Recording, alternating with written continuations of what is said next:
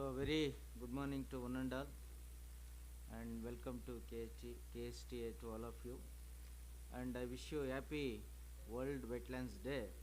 Today, we are celebrating the importance of wetlands and their role in supporting biodiversity, climate regulation, and human well-being.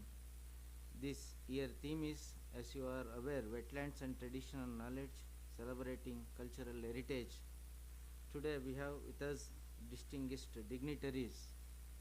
They are all with us today to throw light on the significance of indigenous knowledge in wetlands conservation. With this, before starting the inaugural program, I request all of you please rise up for the National Gita. Nadagite.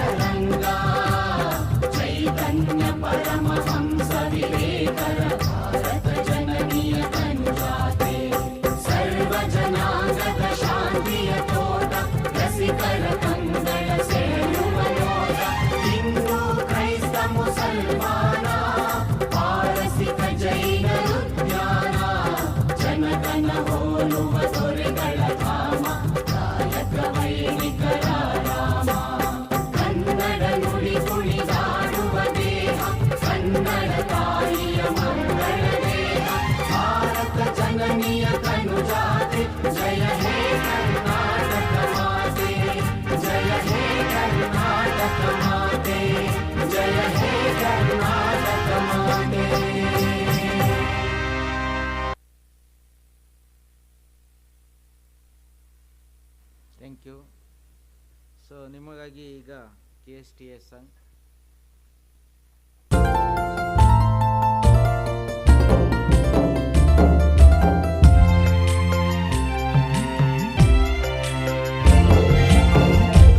ಜನಜೀವನವನ್ನು ನೂತನಗೊಳಿಸಿದೆ ಅನುಪಮ ಜ್ಞಾನ ವಿಜ್ಞಾನ ವಿನೂತನ ತಂತ್ರಜ್ಞಾನ ಕರುನಾಡನ್ನು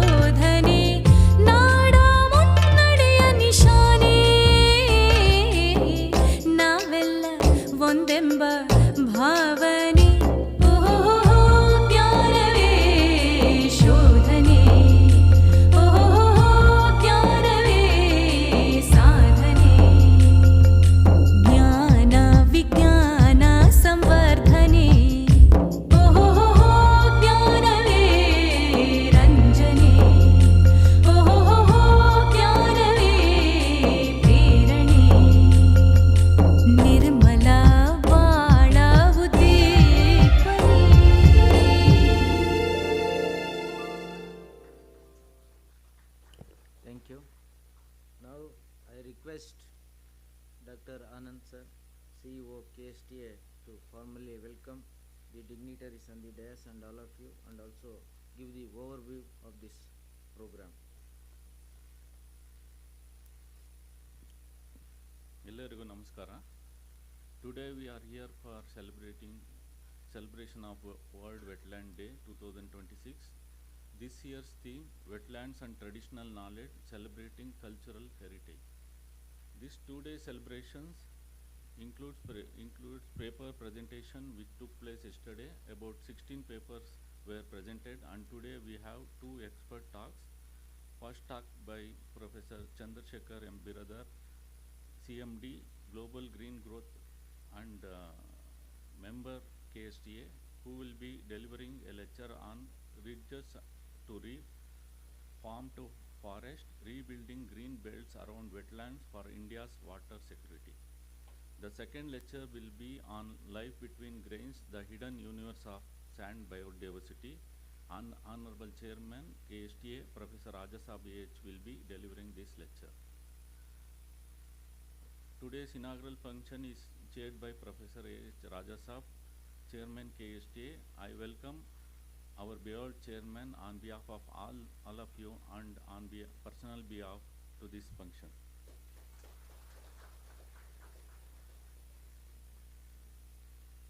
We have with us as the chief guest of this function Dr. Ramchandra Nayak. Dr. Ramchandra Nayak, a senior academic leader and administrator, professor and head of post-harvest technology. He has over 33 years of experience in teaching, research extension and university administration. Sir has worked in various capacities, serving as Dean, Extension of University, Head and Chairman for Division of Post-Harvesting Technology, Head of Regional Horticultural Research Extension Center, Dharwad, Head of Department of Post-Harvesting Technology in Horticulture College, Head and Principal Scientist of All India Coordinated Research Project in Potato, Uber Crops, Vegetable Crops, and Principal Scientist in RKVY Project of the Government of India. His expertise spans over vegetable science, post-harvesting technology, crop improvement, research leadership, and academic governance. Sir has guided 77 postgraduate and doctoral students, contributed to the development and release of several horticulture crop varieties, and worked extensively to advance Karnataka's horticulture sector through impactful research and outreach. Sir has extensive international experience as a visiting professor and designated officer across 8 countries. Sir has completed prestigious postdoctoral fellowship in Netherlands and Canada, and his work has been recognized through multiple national and international awards. His research contributions includes more than 120 publications, 6 books, and 98 popular articles in regional language. With this brief background, I welcome you, sir.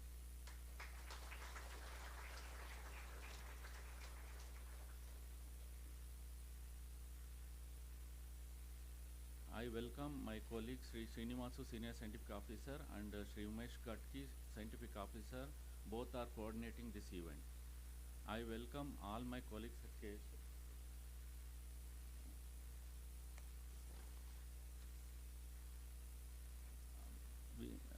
For today's function, we have with us Chandrasekhar Biradar sir.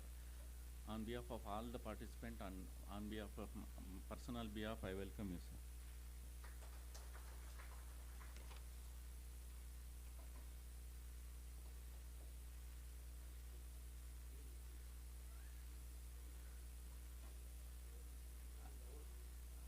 I welcome all my colleagues at KSTA. I welcome all the participants to this inaugural function.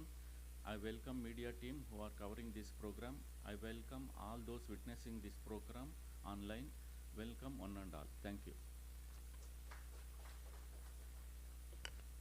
Indeed, we are very much so thanks sir for your kind support to organize this program. So on behalf of all of you, we welcome you sir for this program. And now I request dignitaries on the dais, please inaugurate this program formally by watering the plant. So please, sir.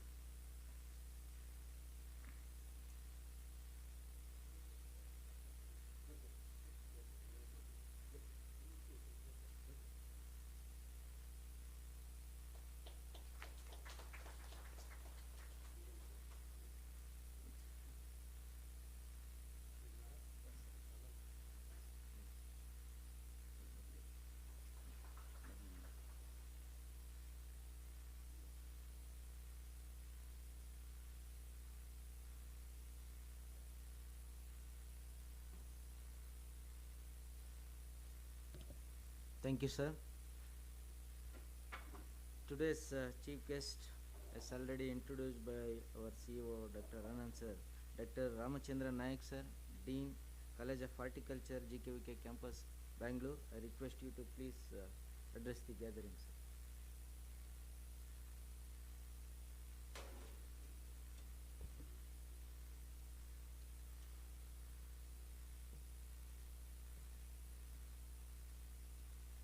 Respected dignitaries on the dais, especially Dr. A.H. Rajeshaw, the Honorable Vice Chancellor of Kolar, Tumkur University, and the President of KSTA,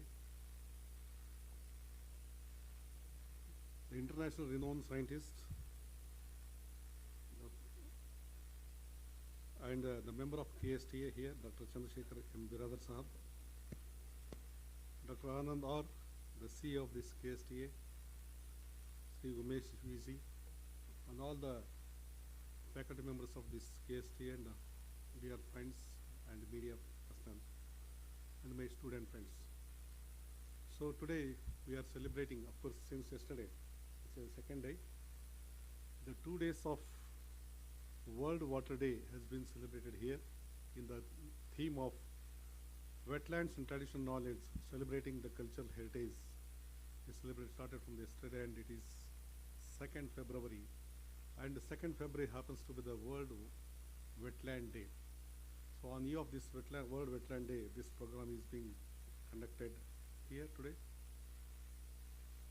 Coming to this topic here, the wetland, as we see, as we understand the meaning of the wetland is, the wetlands are the vital ecosystem where water covers the soil or it is present near the surface for the major part of the year, or in the perennial years, or many years, has become the perennial water body, and that is called as a wetland.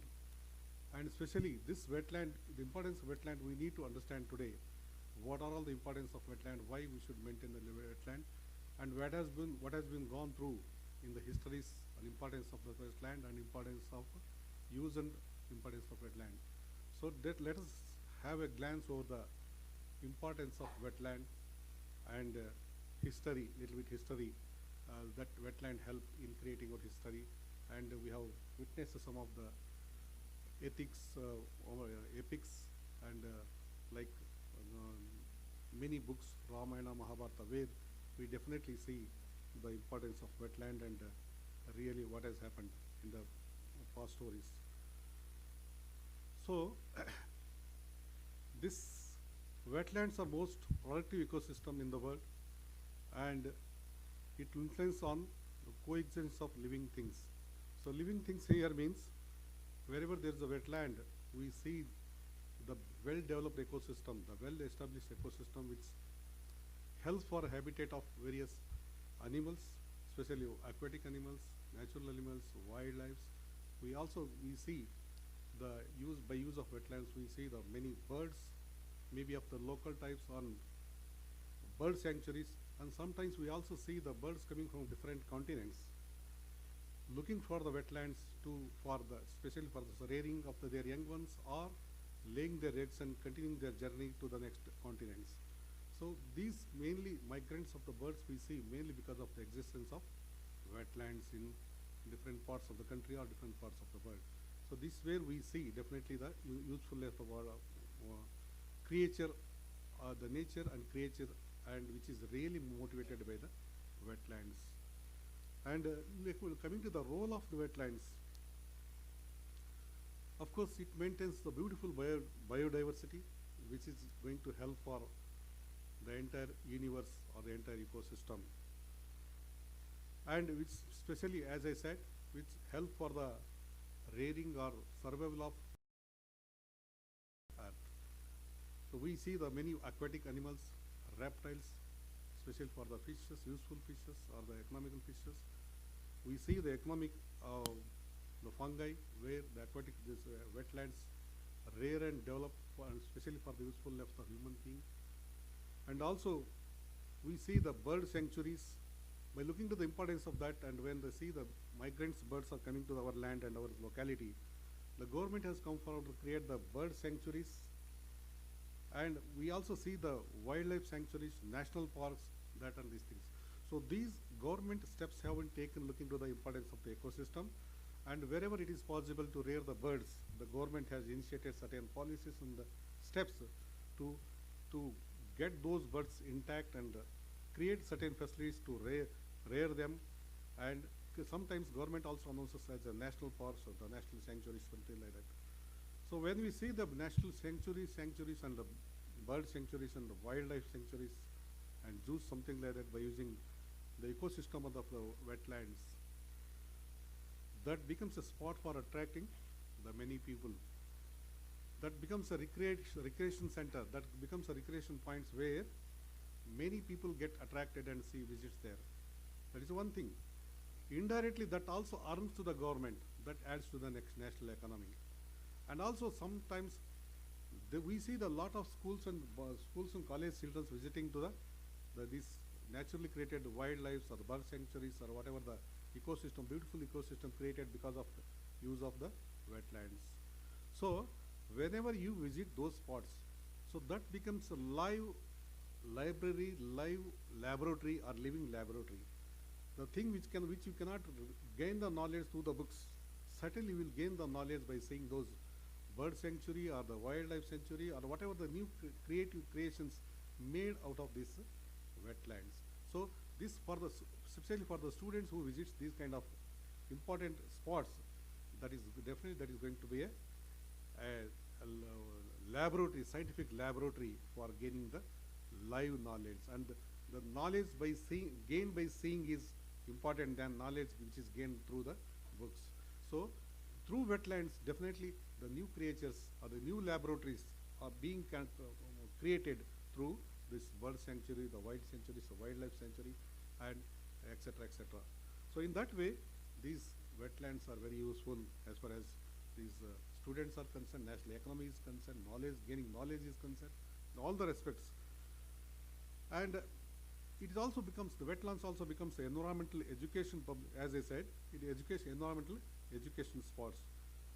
And developing the personality of the young ones, or it also teaches how to behave, what to behave, whether we should disturb those animals reared there, whether we should disturb those birds naturally came from different countries and started their nurturing this one. And definitely that is going to develop or teaches the civic sense for the young minds and the young people, whoever visits to these the new creatures created out of these wetlands. And these wetlands also, as I said, this also prevents the floods, as these wetlands act as a natural sponges and capturing water or slowing down the runoff of the water, so that it also prevents erosion, floods. So if it is naturally wetland is created, that also comes in a way of helping the floods and erosions which is happening for the beautiful Mother Earth or the soil. So it is definitely going to help the earth surface soil, which is really helpful for our agriculture students or the horticultural students. And we can say this in the scientific language, this wetlands acts as a kidney. As our body, kidney is very important for us. So wetland also acts as a kidney for the earth, as it purifies the water.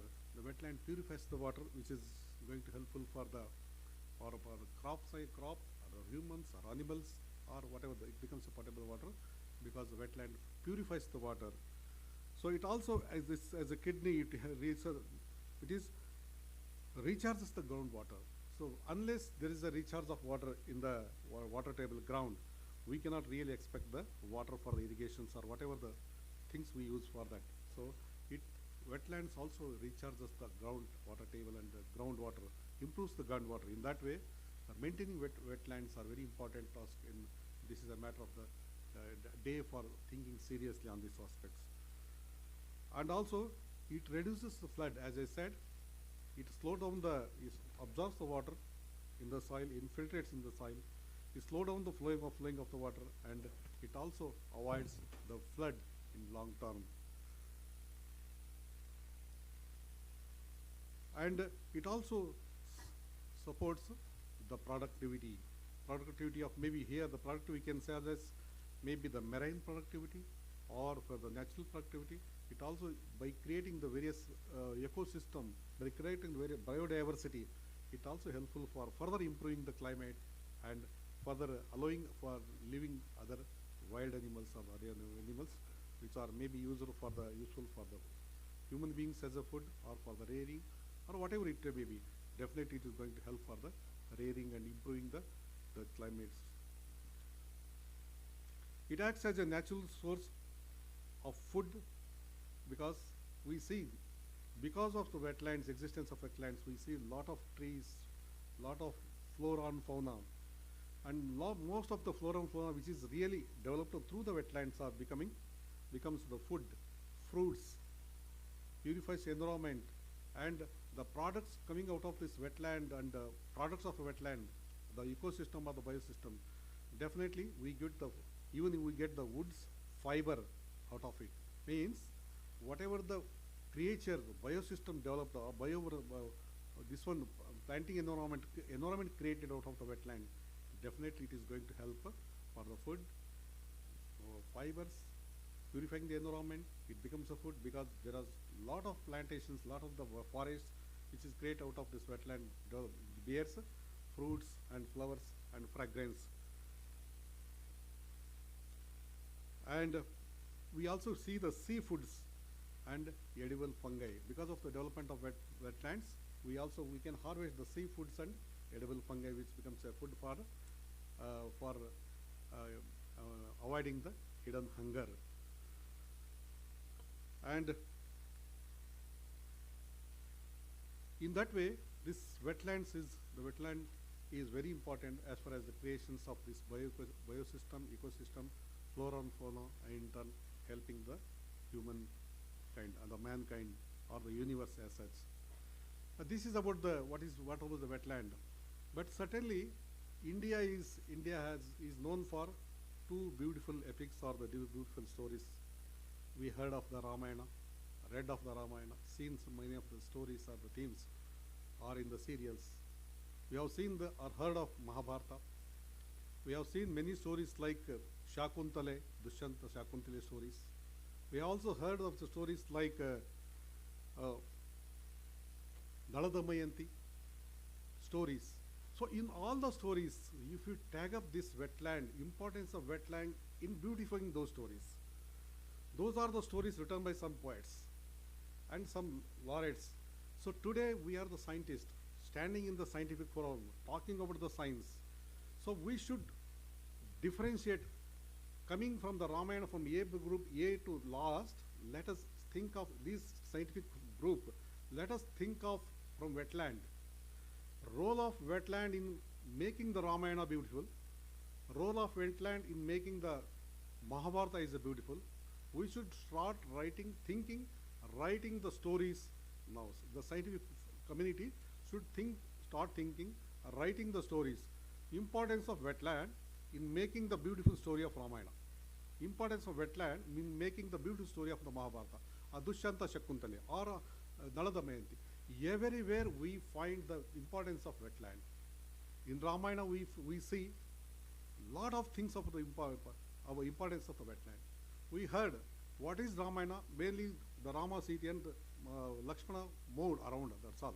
But where they lived for the 14 years, how they lived for the 14 years, everything is safeguarded, protected by our wetland. Wetland created lot of flora and fauna, developed lot of fruits, flowers, and you see a lot of Lakshmanas. You see the what is that working? What is the day-to-day working style of the Lakshmana? What the Lakshmana did for the 14 years?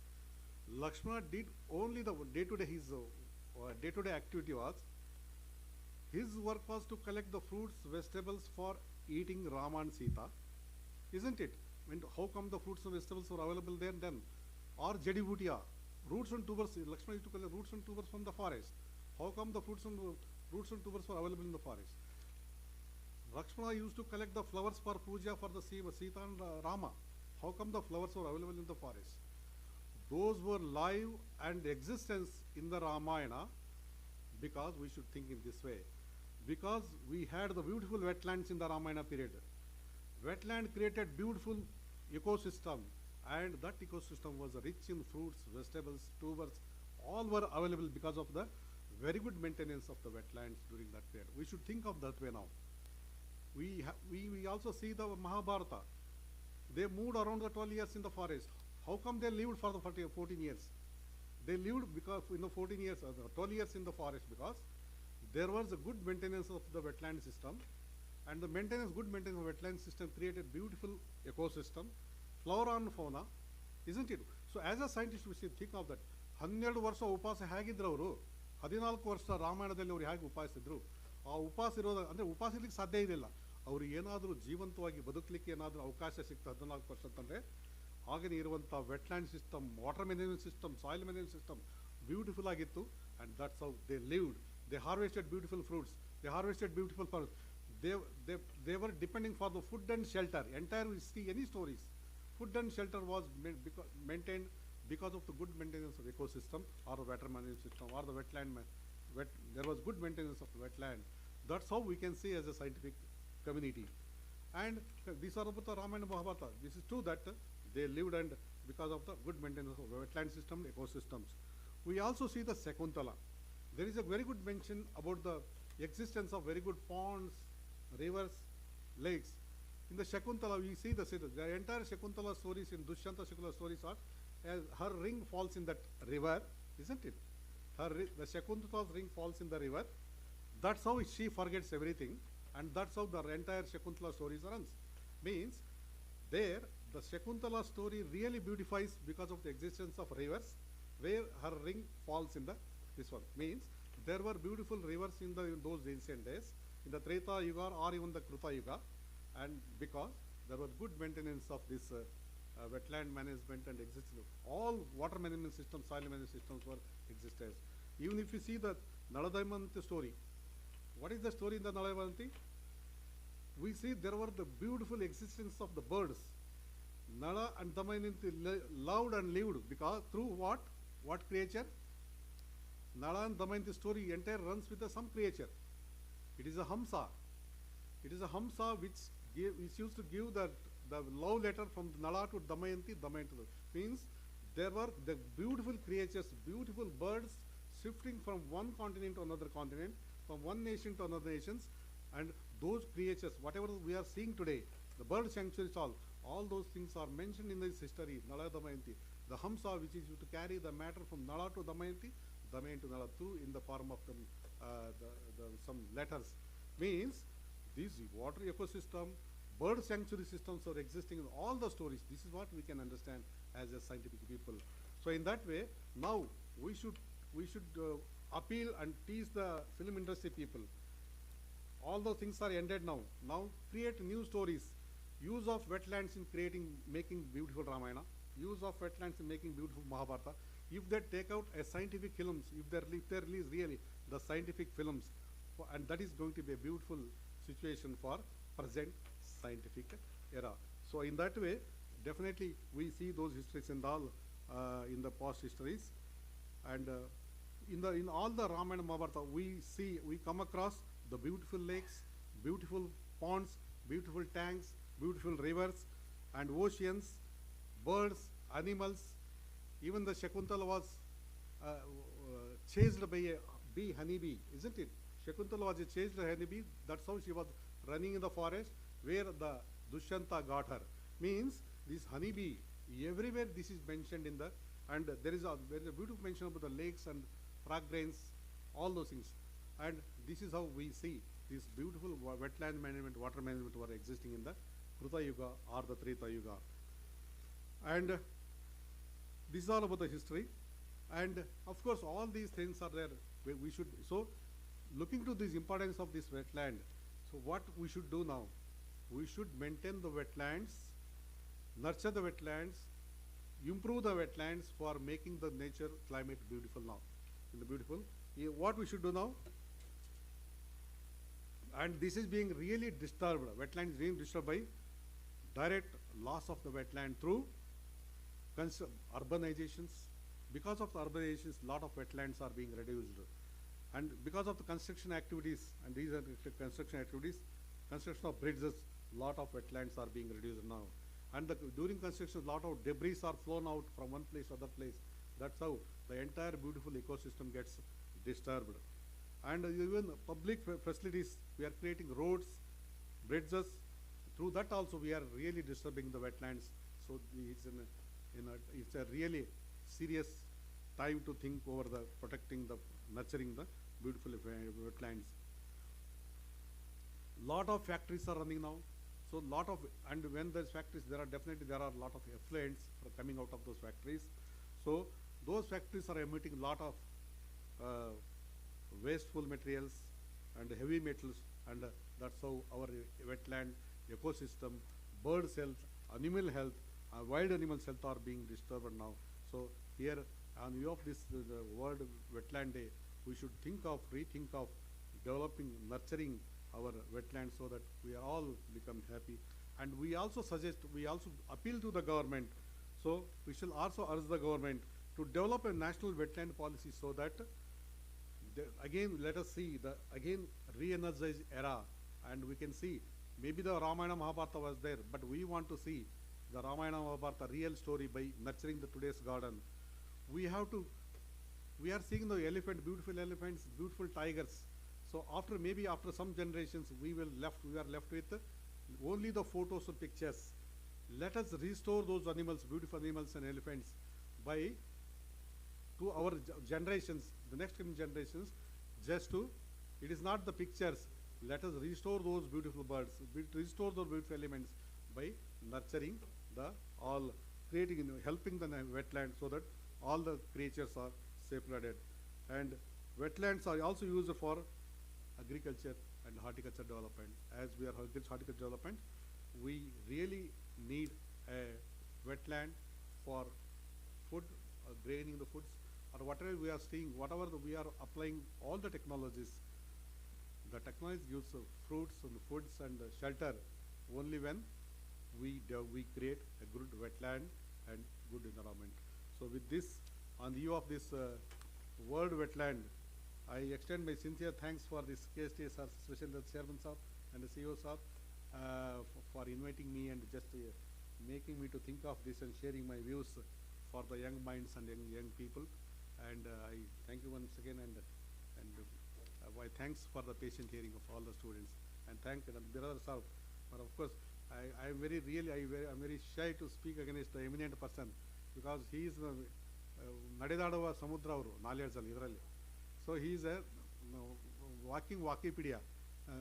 So Wikipedia. So I'm sorry if I have made some mistakes, some statements, something like that. And he is and also sir is also a very knowledgeable person, learned person. I am speaking these few words with two giant samudras. So ಏನಾದರೂ mistake ಆಗಿದ್ದು ಕ್ಷಮಿಸಿ ಅಂತ ಹೇಳ್ತಿ. ನನಗೆ ಅವಕಾಶ ಕೊಟ್ಟರೆ ಎಲ್ಲರಿಗೂ ಧನ್ಯವಾದ ತಿಳಿಸಿ ನನ್ನ ಎರಡು ಮಾತುಗಳನ್ನು ಮುಗಿಸ್ತೇನೆ. ಧನ್ಯವಾದ.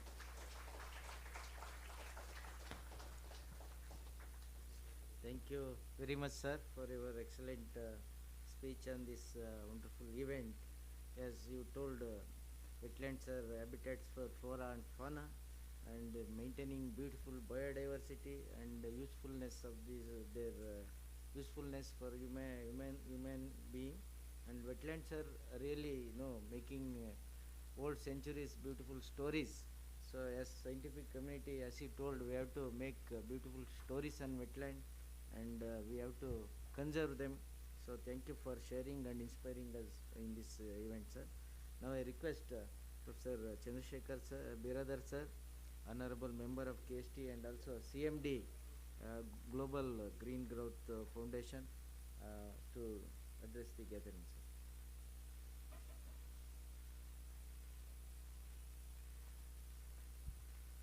Thank you very much, and namaskara, good morning, and wishing you all a very happy World Wetland Day. And sir has already brought a lot of the traditional knowledge, culture, and history. That's amazing one to see. That's very always thinking about when Rama went from Ayodhya to Sri Lanka, he not carried the stove and cooking with him. So he's eating the fruits and nuts and vegetables. That's our food in the past. So that's very well articulated. And now it's wetlands become a priority. Why I'm telling that, I'm glad that all the students, you are the future of how we can restore the wetland, and that could be our future career as well. Why I'm telling that one, so we have nearly the 6% of the global area, what is called land mass or total earth area, 6% is wetland, but they're supporting 40% of the plants and animals, and 70% of the migratory birds, because wetland we called a kind of a roosting and the sites on the migratory flyways. You see in the Guravanka, all these bar-headed geese, in the the sorghum, everything harvesting in the dry belt. You might see that all the lion birds is going right. They're coming from all the from Mongolia to the go to the Kanyakumari, one of the largest howling birds. But their only support for them is the wetlands. And so let's talk about the Hamsa. And it become rare now. In our farm, we put a one pond, and couple of the swan, this black swan, they stopped there for a few days. So then in Bijapur, we restored the Bhutnal tank, and you see the flamingos. Do you believe that in the dry areas, flamingos stop there? There is the power of the wetlands. So anyway, that is the very interesting that nearly 1.6 billion birds, they depend on the wetlands and the migratory pathways. So that's why wetland is the important, as sir said clearly. And you know what is the function of the kidneys? Can you tell me what kidneys does? Purifies. So wetland is called the nature's kidneys, because of that is where water get purifies, then enter into the rest of the what's called hydrological flows. And but unfortunately, in the last 70 to 80 years, we lost 1/3 of the wetlands in the global. That is massive. Being such a huge, the freshwater bodies, we're losing them 35% means it's a massive impact for us. We're fighting for the couple of the cases in Andhra as well. Entire massive wetland they allocated for the human activities. We are destroying that one. Like that happening everywhere. But government of India and states, they're taking a lot of the initiatives. And since we have only 26 Ramsar wetland, Ramsar is one of the conventions, they preserve wetlands. Now we, from the 26 to now 86, 276% increase in the Ramsar site. That should be very good thing, but are there healthy wetlands? Wetlands is, you need to go to the, not to the only coastal anything. In Bangalore itself is the city of the wetlands. You know how many lakes in the Bangalore? Anyone guess? It used to be 487 lakes in the Bangalore. Bangalore is called the city of the lakes, and that is the man-made lakes. And we lost many lakes for the building and encroachment. We left out is odd about 118 or something that, only 17 are bit functional lakes. Rest is the dead lakes. So this is our responsibilities. You often think that, okay, water falling on the roof, it flows away, but it's not going to the ground. We're extracting a lot of the groundwater. And the bore well, yesterday was there, that one, the water enough there in that small landscape, but because electricity is free, they're removing the groundwater, then contaminating the wetlands. Why I'm telling that? The aquifers, they're not a good water. There are a lot of the minerals, arsenic is there, and a lot of the other chemicals and minerals. Often it's not good for the sodic is there, saline is there, but because of electricity is free, we lift that water and put into the wetland, we are contaminating the wetland. That's what happening Andhra, we're doing the recent assessment. 90% of the water is not fit for the consumptions. Take example, how many coming from the rural villages in the children's here, the students? Just rise, coming from the rural, Halli in the Bandurari there. Wow, fantastic. So, any Kannada ಮಾತಾಡಿ ನಡೀತಲ್ಲ, ಕೇಳೋದು ಗೊತ್ತಾಗತ್ತಾ? Okay. So ಇಷ್ಟು ಜನರೊಳಗೆ ಬೊಗಸಿಂದ ಹಳ್ಳಿ ನೀರು, ಬಾವಿ ಮತ್ತು ಹಳ್ಳದ ನೀರು ಕುಡಿದ್ರೆ ಯಾರಿದ್ರೆ ಕೈ ಐತ್ರಿ? Okay, still here, couple of them. I'm so glad to see that. Not a single stream left in the India. We can drink that water fit for our health. ನಾವು ಹೇಳ್ತೇವೆ ತುಂಗಾಪಾನ ಗಂಗಾ ಸ್ನಾನ ಅಂತ. ಗಂಗಾನೇ ಸ್ನಾನ ಮಾಡೋಕ್ಕಾಗಲ್ಲ, ತುಂಗಾ ನೀರು ಕುಡಿಯೋಕ್ಕೂ ಆಗಲ್ಲ, ಕೃಷ್ಣ ನೀರಿಗೆ ಕುಡಿಯೋಲ್ಲ, ಕಾವೇರಿ ನೀರು ಕುಡಿಯೋಕ್ಕಾಗಲ್ಲ. But we 30 years ago, 40 years ago, when I was a kid, we drinking the ಬೊಗಸಿಂದ ನೀರು ಕುಡಿತಿದ್ದೆ, ಹಳ್ಳದ ಊರು ಸುತ್ತ ನೀರು. So small area, we can just remove from the sand. In the summer, we drink the water. Rain start in the June, but stops when? November or end of the October. But our streams used to flow till May, till next monsoon starts. So because of the water holding lot into our soil, because our land was such a fantastic. We talk a lot about horticulture. We all horticulture people, the students here, and the Dean of the Horticulture, Dr. Nayak, he is here. And yesterday budget, and 3 days before, we had the government of Karnataka also said that why we need to bring the horticulture as a mainstream to restore the dead lands, bring the trees. You know that one tree, how much is equal to the 10,000 ponds? Look into the Matsya Shastra. It's amazing the history. 5,000 years we are told that importance of the tree. So this is where we need to bring that. Tree helps to water go and percolate, that's what. Wetland is not just about the only wet area, jog areas, where the water stagnates, but it's everywhere. We have to bring it back. So this is I'm going to talk detail on that one with a lot of pictures and field evidences. I'm not going to talk much on this one, but importance whether you should think about that carrier, how best you can restore our lost spring sets. Spring set is not about only the Himalayas or in the birth of the rivers, no, everywhere. I'll show the picture. Just turning our land into sustainable agriculture, land management practices. In the dry areas, we can bring the springs back. They flow again. That's what this day's declaration we should do that. How best you think about that every citizen response. It's not about the government, it's not about the few people talk about wetlands. It is everyone's responsibilities. The day 50% of rainfall go into the earth as the subsurface flow, when our rivers and streams and wells start flowing back to the 50 years ago, then we reached our what's called SDG, sustainable development, all the what we call the indicator of the sustainability. The moment you start drinking our water from our streams in the village, there we reached our sustainability. Thank you very much for this opportunity. To the KST, always think about out of the box topics, and very good leadership. Professor Rajesh Shah is well-known scientist, professor, vice chancellor, leading many things. We know each other for almost like a couple of decades, and he's the one think about that wild relatives, how our wild plants used to grow, how much they are water surplus, how they grow in the dry areas. That is our food system, so we have to bring it back. He did a lot of the work. I'm sure sir will take a lot on that. And thanks to the CEO of the KSTA, Dr. Anand, and all our Umesh Ji, and my friend, so Srinivasji, and they take a lot of effort in bringing you guys. And of course, first of all, thanks to all the deans and the colleges, they brought students to here because of, I love the students so much because of you are the future. You can change the world, not the old people. They are already gone. So anything, tell them old people, chalo hamara abhi to jaane wala hai, kya kare. So, but you have the future, and think about that, how best you can contribute to the restoring our wetlands and our forest, our land, our culture, our tradition are interlinked each other. Thanks again.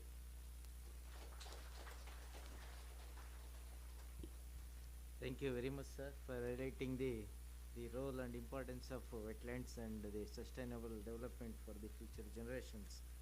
And before going forward, I request all the dignitaries, we brought out a compendium of abstracts.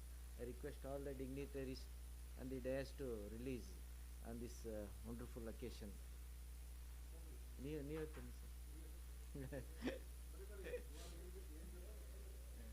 Please come. So request all the dignitaries to release the compendium of abstracts. So please give them a big round of applause on this occasion.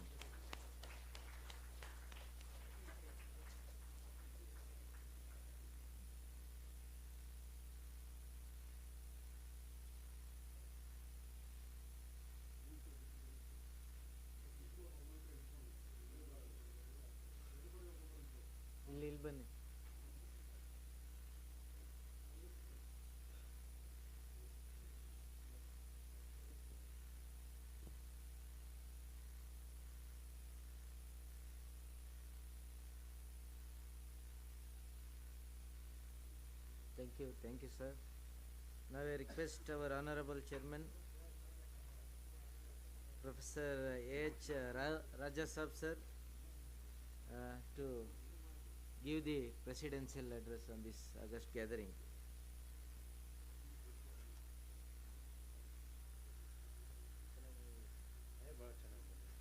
ಹೇಳ್ತೀನಿ ಅದ್ರ ಬಗ್ಗೆ ಹೇಳ್ತೀನಿ.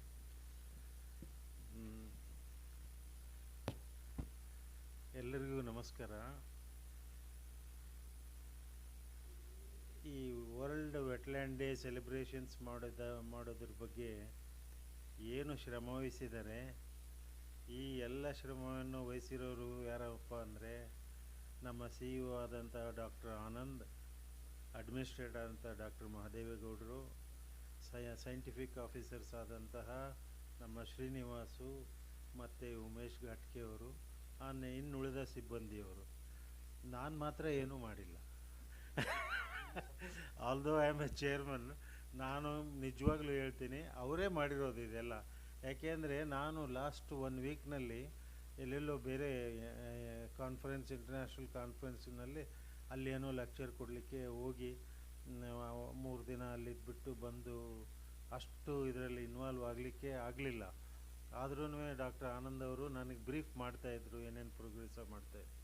ತುಂಬ ಚೆನ್ನಾಗಿ ಮಾಡಿದ್ದಾರೆ. ಎಷ್ಟು ಕಷ್ಟಪಟ್ಟಿದ್ದಾರೆ ಅಂದರೆ ನಿನ್ನೆ ಅವ್ರದ್ದು ವರ್ಕಿಂಗ್ ಡೇ ಆಗಿತ್ತು. ನಿನ್ನೆ being Sunday they declared themselves. ನಾನು ಹೇಳಿಲ್ಲ ನೀವು ವರ್ಕಿಂಗ್ ಡೇ ಮಾಡಿ ಸಂಡೇ ಅಂತ. ಅವರೇನೆ ಸೆಲ್ಫ್ ಇಂಪ್ರೂವ್ಸ್ ಮಾಡಿಕೊಂಡು ಸಂಡೇ ಹೆಂಡತಿ ಮಕ್ಕಳ ಜೊತೆ ಆರಾಮಾಗಿರೋದ್ರ ಬದಲು ಇಲ್ಲಿ ಎಲ್ಲರೂ ಇದ್ದು ಈ ಫಂಕ್ಷನನ್ನು ಸಕ್ಸಸ್ ಆಗಲಿಕ್ಕೆ ಕಾರಣರಾಗಿದ್ದಾರೆ. ಆದ್ದರಿಂದ ಅವ್ರಿಗೇನೆ ಎಲ್ಲ ಶ್ರೇಯಸ್ಸು, ಕ್ರೆಡಿಟ್ಟು ಸಲ್ಲಬೇಕು. So I thank all of them on behalf of KSTA for their hard work and timely work. ಈಗ ವರ್ಲ್ಡ್ ವೆಟ್ಲ್ಯಾಂಡ್ ಡೇಯನ್ನು ಸೆಲೆಬ್ರೇಟ್ ಆಲ್ ಓವರ್ ವರ್ಲ್ಡ್ ಮಾಡ್ತಾ ಇರ್ತಾರೆ.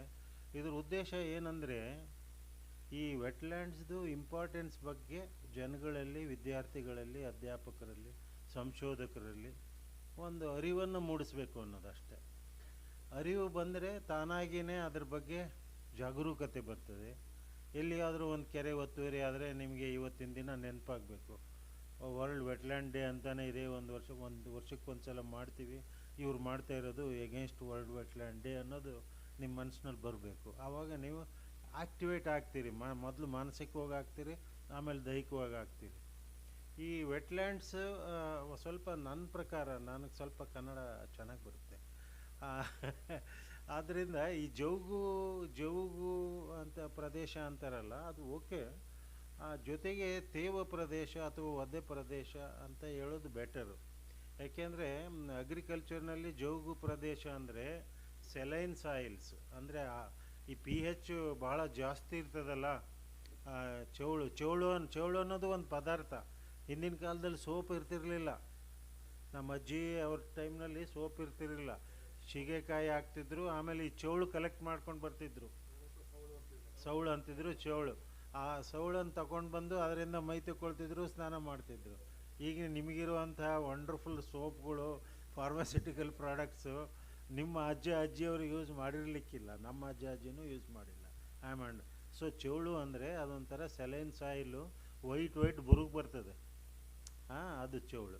ಅಲ್ಲಿ ಏನೂ ಬೆಳೆಯಲ್ಲ. ಆದ್ದರಿಂದ ತೇವ ಪ್ರದೇಶ ಅಂದರೆ ಹಳ್ಳ, ಕೊಳ್ಳ, ಕೆರೆ, ಕಟ್ಟೆ ಇವೆಲ್ಲ ತೇವ ಪ್ರದೇಶಗಳು.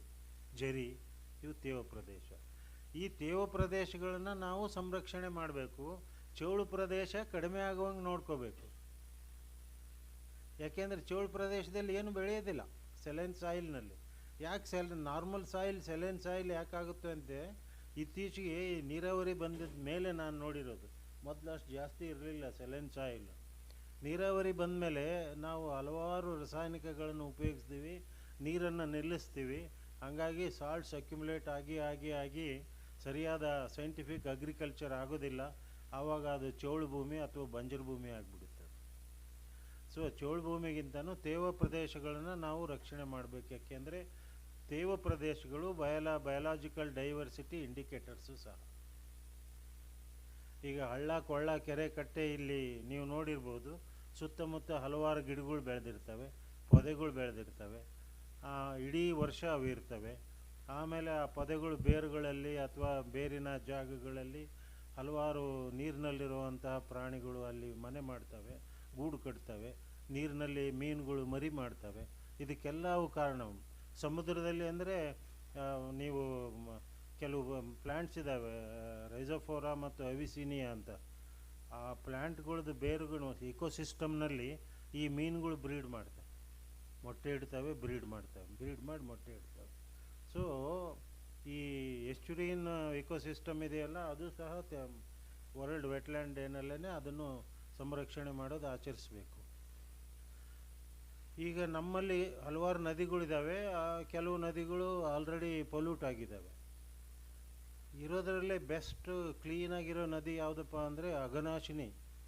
ಕೇಳಿದ್ದೀರಾ ಹೆಸರು? ಕಾರವಾರನಲ್ಲಿ ಅಘನಾಶಿನಿ, ಅದು ರಾಮ್ಸಾರ್ ಸೈಟ್ ಅಂತ ಡಿಕ್ಲೇರ್ ಆಗಿದೆ. ಈಗಲೂ ಸಹ crystal clear water, portable water, fit for drinking, lot of minerals, natural mineral water ಇದೆ ಅಘನಾಶಿನಿ ನದಿ. ಈ ಅಘನಾಶಿನಿ ನದಿನೂ ಮತ್ತು ಇನ್ನು ಬೇರೆ ನದಿಗಳನ್ನು ಜೋಡಿಸೋ ಒಂದು ಕ್ರಿಯೆನೂ ನಡೀತಾ ಇದೆ. ಅದರ ಬಗ್ಗೆ ಪ್ರೊಟೆಸ್ಟು ನಡೀತಾ ಇದೆ. ನೀವು ಒಂದು ವೇಳೆ ಪೇಪರ್ ಓದ್ತಾ ಇದ್ದೀರಿ ಅಂದರೆ ನಿಮಗೆ ಗೊತ್ತಾಗ್ತಾ ಇದೆ. ಕೆಲವು ಎನ್ವಿರಾನ್ಮೆಂಟಿಸ್ಟ್ ಪ್ರೊಟೆಸ್ಟ್ ಮಾಡ್ತಾ ಇದ್ದಾರೆ, ಇದು ಬೇಡ ಅಂತ ಹೇಳ್ಬಿಟ್ಟು. ನಾನು ಒಂದೇ ಎಕ್ಸಾಂಪಲ್ ಕೊಡ್ತೀನಿ ಯಾಕೆ ನದಿಗಳು ಇಂಪಾರ್ಟೆಂಟ್ ಆಗ್ತವೆ ಅಂತ. ಕೊನೆಗೆ ಈ ನದಿಗಳು ಒಂದಕ್ಕೆ ಸೇರಿ ದೊಡ್ಡ ನದಿಯಾಗಿ, ಮಹಾನದಿಯಾಗಿ ಸಮುದ್ರವನ್ನು ಸೇರ್ತವೆ. ಕರೆಕ್ಟಾ? ಭಾಳಷ್ಟು ನದಿಗಳು, ಇವನ್ ಕಾವೇರಿ ತಗೊಳ್ರಿ, ಭೀಮಾ ತಗೊಳ್ರಿ, ಕೃಷ್ಣ ತಗೊಳ್ರಿ, ಇವು ಸೇರ್ತವೆ. ಈಗ ಇವು ಎಲ್ಲವೂ ಹುಟ್ಟೋದು ಎಲ್ಲಿ?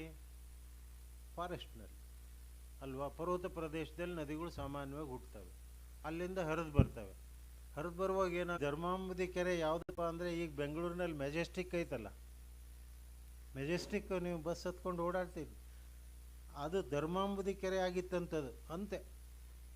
ಈಗ ಅದು ಮೆಜೆಸ್ಟಿಕ್ ಬಸ್ ಸ್ಟ್ಯಾಂಡ್. 1980 ಸುಮಾರು ಅದನ್ನು ಕಟ್ಟಿದ್ದು ನಮ್ಮ ಚೀಫ್ ಮಿನಿಸ್ಟರ್ ಗುಂಡೂರಾವ್ ಅವ್ರ ಟೈಮ್ನಲ್ಲಿ, ಮೋಸ್ಟ್ಲಿ 80 or 70s ಇರಬೇಕು. ಆ ಕೆರೆ ಅಲ್ಲಿ ದೊಡ್ಡ ಬಸ್ ಸ್ಟ್ಯಾಂಡ್ ಕಟ್ಟಿದರು. ಅಫ್ಕೋರ್ಸ್ ಆ ಬಸ್ ಸ್ಟ್ಯಾಂಡಿಂದ ಎಲ್ಲರಿಗೂ ಉಪಯೋಗ ಆಗಿದೆ, ಆ ಮಾತು ಬೇರೆ. ಆದರೆ ನಮ್ಮ ಉಪಯೋಗ ಮಾಡ್ಕೊಳ್ಳೋಕೆ ಒಂದು ಕೆರೆ ಹಾಳು ಮಾಡಿದ್ವಿ ನಾವು. ಈ ಕೆರೆ ನೀವು ಇನ್ನೊಂದು ಕೆರೆ ಸೃಷ್ಟಿ ಮಾಡೋಕ್ಕಾಗುತ್ತಾ? ಆಗೋದಿಲ್ಲ. ಅದೇ ಥರ ಬೆಳಂದೂರು ಕೆರೆ ಅಂತ ನಿಮಗೆ ಗೊತ್ತಿದೆ. ಕೆಲವರು ಕಂಪ್ಯೂಟರ್ ಸೈಂಟಿಸ್ಟ್ಗಳು, ಎಸ್ಪೆಷಲಿ ಸಾಫ್ಟ್ವೇರ್ ಇಂಜಿನಿಯರ್ಗಳು, ಆ ಬೆಳಂದೂರು ಕೆರೆ ಹತ್ರ ಎಲ್ಲರೂ ನೌಕರಿ ಸಿಕ್ಕರೆ ಅವ್ರು ಬೇಡ ನೌಕರಿ ಅಂತ ವಾಪಸ್ ಬಂದಿರೋರು ನೋಡಿದ್ದೀನಿ ನಾನು. If they get job somewhere in the industry, this software industry, Bellandur ಕೆರೆ ಸುತ್ತಮುತ್ತ ಇದೆ ಅಂದರೆ ಒಂದು 6 ತಿಂಗಳು ಕೆಲಸ ಮಾಡಿ ಬಿಟ್ಟು ಬರೋ ಮನಸ್ಸು ಮಾಡ್ತಾ ಇರ್ತಾರೆ. ಅಷ್ಟು ಪೊಲ್ಯೂಟೆಡ್ ಬೆಳಂದೂರು. ನಾವು ಪೇಪರ್ನಲ್ಲಿ ನೀವು ಓದಿರ್ತೀರಿ, ನೊರೆ ಬರ್ತದೆ ಅಂತಾರಲ್ಲ, ಆ ಕೆರೆನಿಂದಲೇ ನೊರೆ ಬರೋದು. ಆಮೇಲೆ ವರ್ತೂರು ಕೆರೆ, ಆಮೇಲೆ ಶಿವಪುರ ಕೆರೆ ಏನೋ ಪೀಣ್ಯದಲ್ಲಿ ಹತ್ರ ಇದೆ ಅಂತ ಕೇಳಿದ್ದೀನಿ. ಈ ವರ್ತೂರು, ಈ ಬೆಳಂದೂರು ಕೆರೆಗಳಲ್ಲಿ ನೀರಿನ ಮೇಲೆ ಬೆಂಕಿ ಹತ್ತಿರೋದು ಕೇಳಿದ್ದೀರಾ ನೀವು? ನೀರಂದರೆ ಬೆಂಕಿ ಆರ್ಸೋಕೆ ಉಪಯೋಗಿಸೋದು, ಆದರೆ ಕೆರೆ ಸುತ್ತಮುತ್ತ ಬೆಂಕಿ ಬರ್ತಾಯಿದೆ. ಅದನ್ನು ಪೇಪರ್ನಲ್ಲಿ ನಾವು ಓದಿದ್ವಿ. ಯಾಕೆಂದರೆ ಈ ವೇಸ್ಟ್ ಏನು ಹೋಗುತ್ತಲ್ಲ, ನಮ್ಮದೆಲ್ಲ ವೇಸ್ಟು, ಈ ಅರ್ಬನ್ ಡ್ವೆಲ್ಲರ್ಸ್ದು ವೇಸ್ಟು ಹೋಗಿ ಆರ್ಗ್ಯಾನಿಕ್ ಮ್ಯಾಟರು ಅದು ಮೀಥೇನ್ ಆಗಿ ಕನ್ವರ್ಟ್ ಆಗಿ, methane or some other gas which catches fire. So ಇದು ನಾವು ನೋಡ್ತಾ ಇದ್ದೀವಿ ಈಗ. ಅರ್ಬನೈಸೇಷನ್ದು ದೊಡ್ಡ ಸಮಸ್ಯೆ ಇದು. ಹೆಸರುಘಟ್ಟ ಕೆರೆ, ಈಗಿನ ವಾತಾವರಣದಲ್ಲಿ ಹೆಸರುಘಟ್ಟ ಕೆರೆ ಮತ್ತು ಮುತ್ತಾನಲ್ಲೂರು ಕೆರೆ ಬಿಗ್ಗೆಸ್ಟ್ ಲೇಕ್ಸ್ ಇನ್ ಬೆಂಗಳೂರು. 1600 1000 ಕಿಲೋಮೀಟರ್ ಪರಿಧಿ ಅವಕ್ಕೆ ವ್ಯಾಸ ಇದೆ ಅಂತ ನಾನು ಓದಿದ್ದೀನಿ. ಇವೆರಡು ಹೆಸರುಘಟ್ಟದ ಕೆರೆ. ಆಮೇಲೆ ಅರ್ಕಾವತಿ ನದಿ ಇತ್ತು ಅಂತಲೂ ಹೇಳ್ತಾರೆ ಜನ. ಅರ್ಕಾವತಿ ಲೇಔಟ್ ಅಂತ ಕೇಳಿದ್ವಿ, ಅರ್ಕಾವತಿ ನದಿ ಇತ್ತು ಅಂತ ಹೇಳ್ತಾರೆ. ಅರ್ಕಾವತಿ ನದಿ ಎಲ್ಲಿತ್ತಪ್ಪ ತೋರಿಸು ಅಂತ ನಾನು ಮೈಸೂರಿಗೆ ಹೋಗುವಾಗ ಬೆಂಗಳೂರಿನಿಂದ ಕೇಳಿದೆ. ಅವನು ತೋರಿಸಿದೆ, ನಮ್ಮ research student. Sir, this is the path of Arkavathi once upon A time. ಆ ಬೆಂಗಳೂರು ಯೂನಿವರ್ಸಿಟಿ ಲೆಫ್ಟ್ ಸೈಡ್ ಈ ಕಡೆ ಮೈಸೂರಿಗೆ ಹೋಗೋ ರೋಡಲ್ಲಿ ತೋರಿಸಿದೆ. ಅದು ಕೆರೆ ಅನ್ನಂಗೆ ನನಗೆ ಕಾಣಲಿಲ್ಲ, ಅದು ನಮ್ಮದೆಲ್ಲ ಸೀವೇಜ್ ವಾಟರ್ ಹೋಗ್ತಾ ಇತ್ತು. ನಾನು ಹೇಳಿದೆ ಅವಾಗ, ಇದು ಅರ್ಕಾವತಿ ಅಲ್ಲ ಬಿಡೋ, ಇದು ಮಲಿನಾವತಿ ಅಂತ. ಮಲಿನಾವತಿ ಅಂದರೆ ಗೊತ್ತಲ್ಲ, ಮಲಿನವಾಗಿರೋದು ಮಲಿನಾವತಿ. ಇಂಥ ಸಿಚುವೇಶನ್ ನಾವು ನೋಡ್ತಿದ್ವಿ. ಕಾರಣ ಯಾರು? ಮನುಷ್ಯರೇ, ನಾವೇ. ಅಂದರೆ ಎಸ್ಪೆಷಲಿ ಈ ದುರಾಸೆ ಇರೋರು ಈ ಲೆವೆಲ್ಗೆ ಬೆಂಗಳೂರು ಒಂದು ಎಕ್ಸಾಂಪಲ್ ಅಷ್ಟೇ. ಇದೇ ರೀತಿ ಬೇರೆ ಬೇರೆ ಕಡೆ ಎಲ್ಲ ಒತ್ತುವರಿ ಮಾಡಿ, ಒಂದು ಹಳ್ಳಿಗೆ ಒಂದು ಕೆರೆ ಇರ್ತಾಯಿತ್ತು ಮೊದಲು, ಮಿನಿಮಮ್ ಒಂದು ಹಳ್ಳಿಗೆ ಒಂದು ಕೆರೆ, ಒಂದು ಗೋಮಾಳ ಯಾಕೆ ಅಂದರೆ ನಮ್ಮ ದನಕರುಗಳು ಮೇಯ್ಲಿಕ್ಕೆ ಕೆರೆ ಹೋಗಿ ಅಲ್ಲಿ ಮೈ ತೊಳೆಯೋದು, ನೀರು ಕುಡಿಯೋದು, ದನಗಳಿಗೆ ಅವಕ್ಕೆಲ್ಲ ಇದೆಲ್ಲ ಬೇರೆ ಬೇರೆ ರೀತಿ ಉಪಯೋಗ, ಬಟ್ಟೆ ತೊಳೆಯೋದು ಎಲ್ಲ ಆಗ್ತಿತ್ತು ಅಲ್ಲಿ. ಈಗ ಊರಿಗೊಂದು ಕೆರೆಗಳು ಇಲ್ಲ. ಗೋಮಾಳನೂ ಆಕ್ಯುಪೈ ಮಾಡ್ಕೊಂಡ್ಬಿಟ್ಟಿದ್ದಾರೆ ರಾಜಕೀಯ ವ್ಯಕ್ತಿಗಳು ಅಥವಾ ಇನ್ಫ್ಲೂಯೆನ್ಷಿಯಲ್ ಪೀಪಲ್ಲು. ಕೆರೆಗಳು ಸಹ ಹಾಳಾಗೋಗಿದ್ದಾವೆ. ಕೆರೆಗಳು ಹಾಳಾಗೋದಕ್ಕೆ 2 ಮೆಥಡ್ ಇದ್ದಾವೆ. ಒಂದು, ಅದರಲ್ಲಿ ಒಂದು ಐಕಾರ್ನಿಯಾ ಅಂತ ಒಂದು ಸಸ್ಯ ಬರ್ತದೆ. ಐಕಾರ್ನಿಯಾ ಕ್ರಾಸಿಪೆಸ್. ಅದ್ರದ್ದು ಫ್ಲವರ್ಸು ಲ್ಯಾವೆಂಡರ್ ಕಲರ್ ಇರ್ತವೆ, ಭಾಳ ಬ್ಯೂಟಿಫುಲ್ ಇರ್ತವೆ. ಆ ಮತ್ತು ಬೇರೆ ಆ ಐಕಾರ್ನಿಯಾನ ಬೆಳೆಯೋಕ್ಕೆ ಬಿಟ್ಬಿಡ್ರಿ, ಆಮೇಲೆ ಈ ಪೊಲ್ಯೂಟೆಂಟ್ಸ್, ಸೀವೇಜು ಅದು ಇದು ಹೋಗಿ ಏನಾಗುತ್ತೆ, ನಮ್ಮ ಸೀವೇಜೆಲ್ಲ ಅದಕ್ಕೆ ಹೋದರೆ nitrogen, it is full of, ನಮ್ಮ ಸೀವೇಜ್ ವಾಟರ್ ಇದೆಯಲ್ಲ, it is highly nitrogenous compounds ಇರ್ತವೆ. It supports the growth of plants ಅನ್ನಿ. ಆವಾಗ ಐಕಾರ್ನಿಯಾ ಚೆನ್ನಾಗಿ ಬೆಳೆಯುತ್ತೆ. ಟ್ರ್ಯಾಫಾ ಅಂತ ಒಂದು ಗ್ರಾಮಿನೆ ಮೆಂಬರ್ ಇದೆ, ಟ್ರ್ಯಾಫಾ. ಅದಕ್ಕೆ ಸೌತ್ನಲ್ಲಿ ಏನು ಹೇಳ್ತಾರೋ, ನಮ್ಮ ಕಡೆ ಆಪು ಅಂತ ಹೇಳ್ತೀವಿ, ಆಪು. ಇಲ್ಲೇನು ಹೇಳ್ತಾರೆ ನಂಗೆ ಗೊತ್ತಿಲ್ಲ. ಅವೆರಡನ್ನು ನೀವು ಬೆಳೆಯೋಕೆ ಬಿಟ್ಬಿಡ್ರಿ, ನಿಮ್ಮ ಕೆರೆ ಎಲ್ಲ ಮಣ್ಣು ತುಂಬ್ಕೊಂಡು ಬಿಡ್ತದೆ ಮೆಲ್ಲಗೆ. ಅದೇ ಬೇಕಾಗಿರೋದು. ಇನ್ನೇನು ರೀ, ಕೆರೆಗೆ ನೀರೇ ಇಲ್ಲ, ಅದೇನು ಉಪಯೋಗ ಇಲ್ಲ. ಈಗ ಎಲ್ಲ ಮಣ್ಣು ತುಂಬ್ಕೊಂಡಿದೆ. ಇಲ್ಲ ವ್ಯವಸಾಯ ಮಾಡಬೇಕು, ಹಳ್ಳಿ ಹತ್ರ ಕೆರೆ ಹಂಗಿದ್ರೆ ಅದಕ್ಕೆ ವ್ಯವಸಾಯ ಒತ್ತಿ ಅದನ್ನು ಗದ್ದೆ ಮಾಡ್ಕೊಂಡ್ಬಿಡ್ತಾರೆ. ಇಲ್ಲಿ ಸಿಟಿನಲ್ಲಿದ್ದರೆ 4-5 ಅಪಾರ್ಟ್ಮೆಂಟ್ಗಳು ಕಟ್ಟಿ ಮುಗೀತಲ್ಲಿ ಕೆರೆ ಗತಿ. ಸಂಸ್ಕಾರ ಆಫ್ ಕೆರೆದು ಸಂಸ್ಕಾರವನ್ನು ನಾವೇ ಮಾಡ್ತಾ ಇರೋದು. ಈ ರೀತಿ ಹಲವಾರು ವಿಷಯಗಳಿದ್ದಾವೆ. ಕೆರೆ ಇರ್ಬೋದು, ಕೊಳ್ಳ ಇರ್ಬೋದು, ಹಳ್ಳ ಇರ್ಬೋದು, ನೀರಿನ ಕಟ್ಟೆಗಳಿರ್ಬೋದು. ಅವೆಲ್ಲ ನಾಶವಾದರೆ ಬಯೋಡೈವರ್ಸಿಟಿನ ನಾಶವಾಗುತ್ತೆ, ಸೆಲ್ಫ್ ಸಪೋರ್ಟಿಂಗ್ ಸಿಸ್ಟಮ್ ನಾಶವಾಗುತ್ತೆ, ಆ ನಂತರ ಹೆಲ್ತಿ ಎನ್ವಿರಾನ್ಮೆಂಟ್ ನಾಶ ಆಗುತ್ತೆ, ಕುಡಿಯೋ ನೀರು ಸಿಕ್ಕೋದಿಲ್ಲ, ಬೆಳೆಗಳನ್ನು ಬೆಳೆಯೋಕ್ಕಾಗೋದಿಲ್ಲ.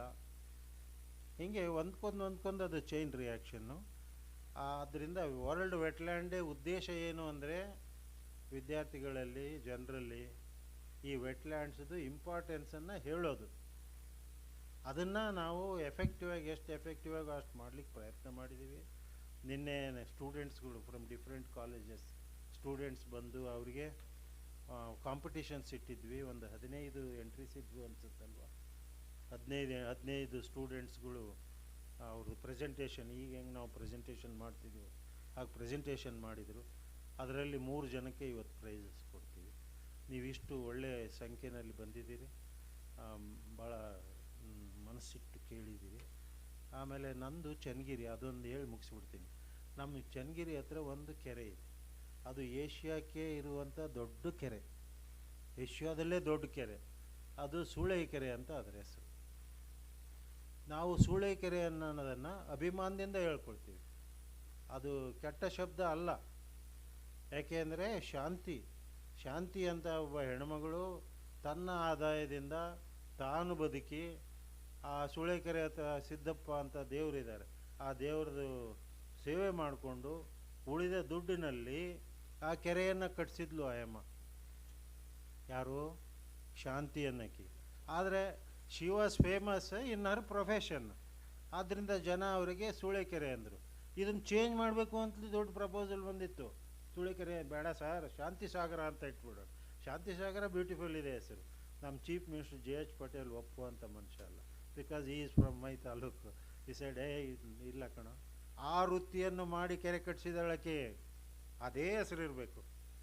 ಈ never bothered for any other things. ಆದ್ದರಿಂದ ಸೂಳೆಕೆರೆ ಅನ್ನೋ ಹೆಸರು ಇನ್ನೂ ಅಜರಾಮರವಾಗಿದೆ. ಆ ಮಹಾತಾಯಿ ಆ ಕೆರೆಯನ್ನು ಕಟ್ಟಿಸಿದಾಳೆ. ಆ ಕೆರೆಯಿಂದ ಸಾವಿರಾರು ಎಕರೆ ನೀರಾವರಿ ಈಗಲೂ ಆಗ್ತಾಯಿದೆ. ಎಡದಂಡೆ ಬಲದಂಡೆ ನಾಲೆ ಇದ್ದಾವೆ, ನೀರಾವರಿ ಆಗ್ತಾಯಿದೆ. ಭತ್ತ ಬೆಳೀತಿದ್ದಾರೆ ಜನ, ಅನ್ನ ಉಣ್ತಾ ಇದ್ದಾರೆ. ಅವರೆಲ್ಲ ಸೂಳೆಕೆರೆಯನ್ನು ಕಟ್ಟಿಸಿದಂತಹ ಒಂದು ಹೆಣ್ಣು ಮಗಳು ಇತ್ತಲ್ಲ ಅವರಿಗೆ ನಾವು ಗೌರವವನ್ನು ಸಲ್ಲಿಸ್ತೀವಿ. ಇದು ಹೀಗೆ ಇರಬೇಕು ಜೀವನ ಅಂದರೆ, ಹಾಗಿರಬೇಕು. ಕೆರೆಯನ್ನು ಕಟ್ಟಿಸಿ ಆಯಮ್ಮ ಹೆಸರುವಾಸಿ ಅಲ್ಲಿ ಅವರ ಆ ಹೆಸರು ಉಳೀತು, ಅಜರಾಮರವಾಗಿ ಉಳೀತು. ಆದ್ದರಿಂದ ಪ್ರಕೃತಿಯನ್ನು ನಾಶ ಮಾಡೋದಕ್ಕಿಂತ ದೊಡ್ಡ ಪಾಪದ ಕೆಲಸ ಬೇರೆ ಯಾವುದು. ಇಷ್ಟು ಹೇಳಿ ನಾನು 2 ಮಾತು ಮುಗಿಸ್ತೀನಿ. ನಮಸ್ಕಾರ.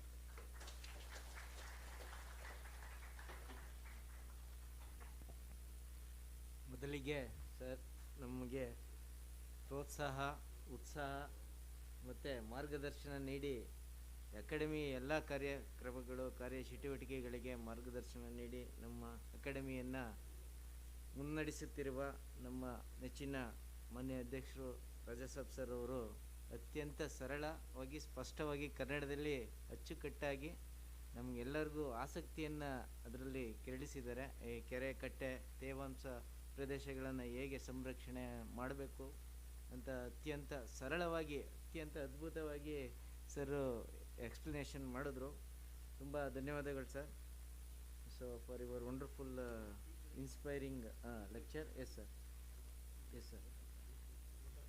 Now I request my colleague Mr. Umesh Gatki to propose vote of thanks for the dignitaries and all of you for attending this program.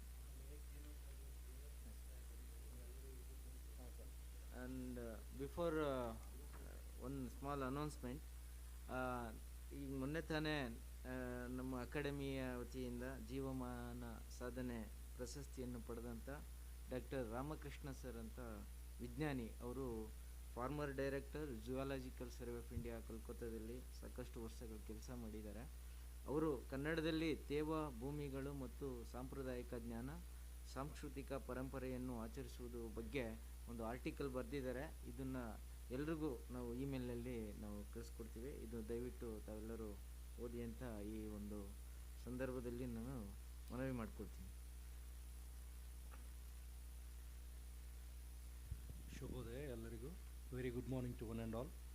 Respected Chairman Sir, distinguished Chief Guest, our guest of honor, my dear colleagues, our CEO and my colleagues from KSTA and teaching faculty and my dear students.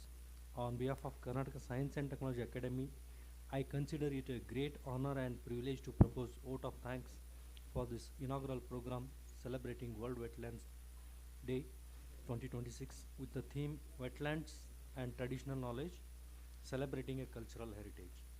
First and foremost, I extend my sincere gratitude to our Honorable Chairman Sir, Professor A.H. Rajasab Sir, for his inspiring and presidential address, constant guidance and visionary leadership that continues to strengthen KSTA's mission in science, technology and societal outreach. On behalf of all of us, thank you very much, sir.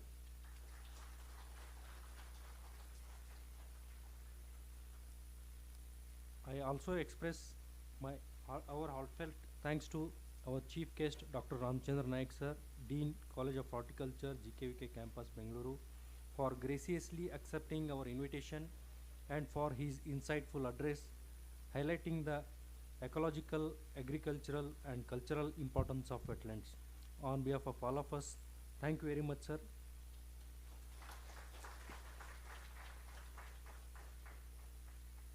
Also, I would like to thank our guest of honor and member KSTA, Dr. Chandrasekhar M. Biradar sir, for his valuable presence, encouragement and continued support to all the initiatives and activities of Academy. Thank you very much, sir.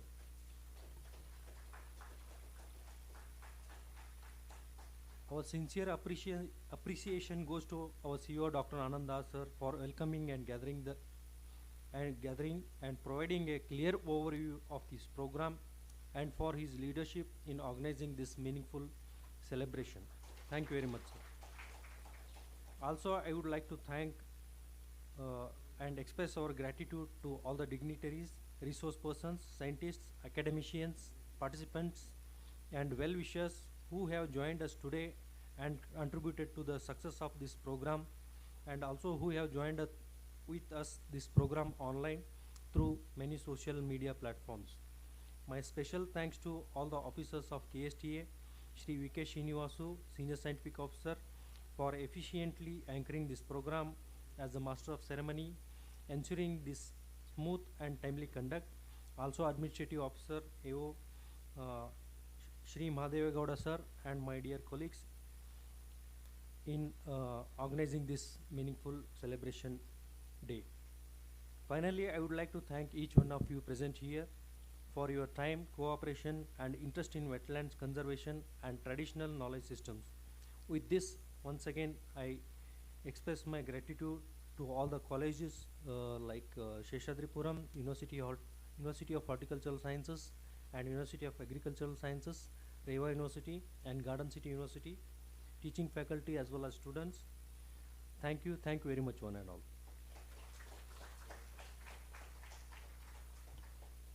So indeed, thank you very much Umesh for your excellent organization of this program. And now I request all of you please join group photo in the entrance with our dignitaries. So please join before taking tea break. So after that have a 10 minutes quick tea break and come back. We will start the invited speakers lectures. Please join the group photo.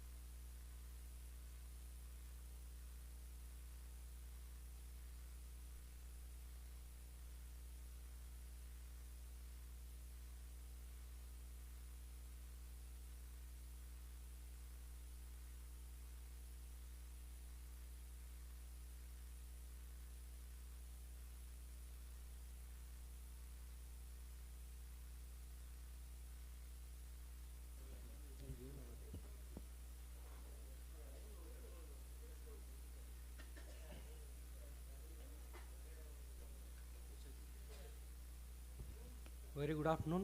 ಎಲ್ಲರಿಗೂ ಶುಭ ಮಧ್ಯಾಹ್ನ. So now we have with us Dr. Chandrasekhar Biradar sir, member KSTA and founder and CMD of Green Growth Leader. I welcome Dr. Chandrasekhar sir on the dais. Before starting the session, I would like to give a brief introduction.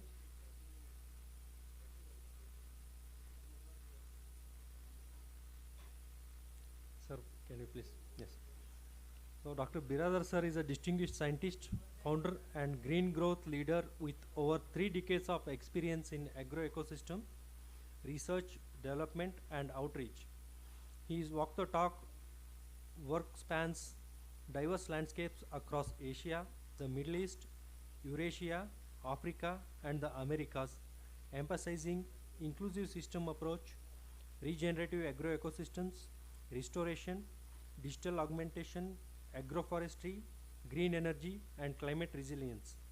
With a multidisciplinary background in agriculture, forestry, environmental sciences, biodiversity, big data, AI and space applications, Dr. Biradar sir has held leadership positions in various international organizations, including CGIAR centers, US universities and global institutions. His expertise encompasses system modeling, functional production and harnessing nature's infinite potential for improving the land, water, food, environment, off-the-grid living, farm as resource, and resilient livelihoods towards the green growth and net zero transition. Dr. Biradar sir has published over 400 research articles, tools, products, and trailblazer impacts, garnering numerous national and international awards. As a scientific advisor and board member for prestigious foundations and institutions, he champions regenerative landscapes, land restoration, and sustainable livelihoods for green economic growth towards achieving One Health and net zero. Dr. Biradar sir is also the honorable member of KSTA. With this brief introduction, I welcome Dr. Biradar sir once again to deliver the session. Sir, please.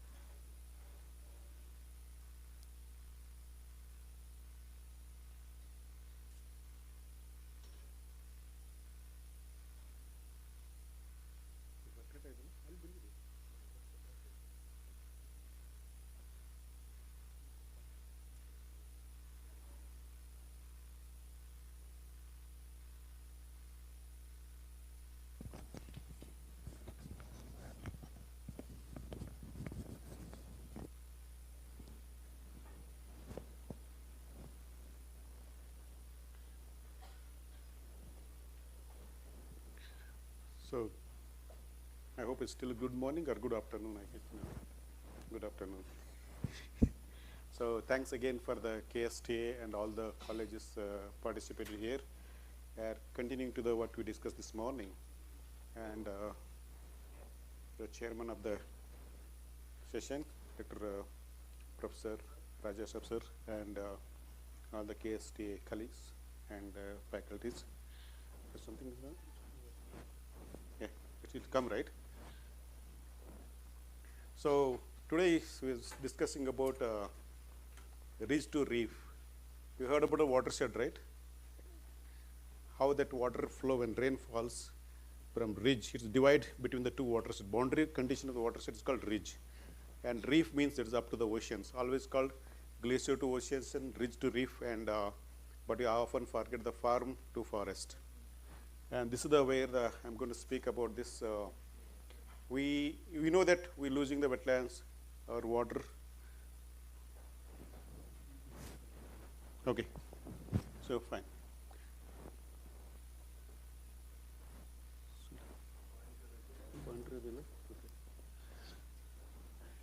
So we discussed about, that in the special occasion of this wetlands and connecting the nature, culture, and heritage. And water become one of the most priority aspect in the days to come. Already it is now. Whether take the urban areas, rural areas, we are depend on the water for everything. We talk about the tap water coming to the cities, but the tap water comes in the rainy seasons, and there is no water in the tap in the summer because there is no water in the rivers. When rain starts, rivers get flooded. Rain stop, river is dead. We did a very interesting transaction across the east and west coast area.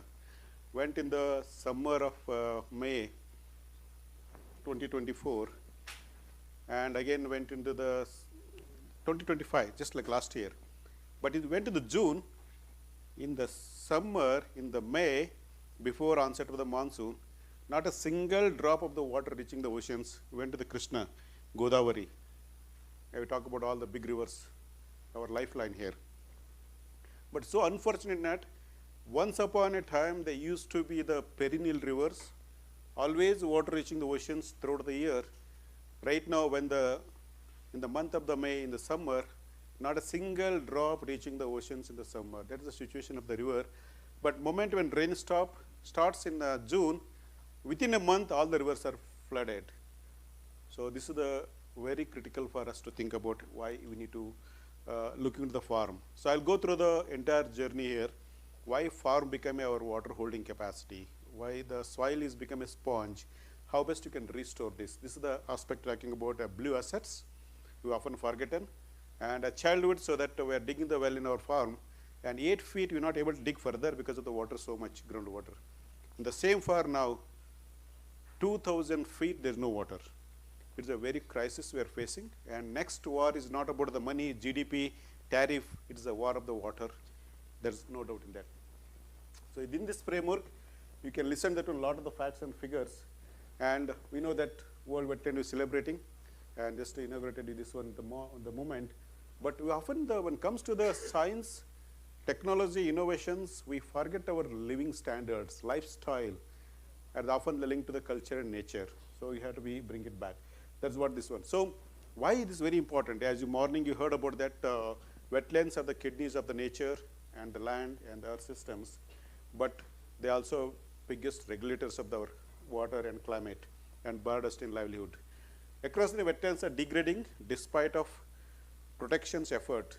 As yesterday, our Environment Minister, Sri Bhupendraji, said that since last 10-15 years, our wetland increased Ramsar sites from 270%.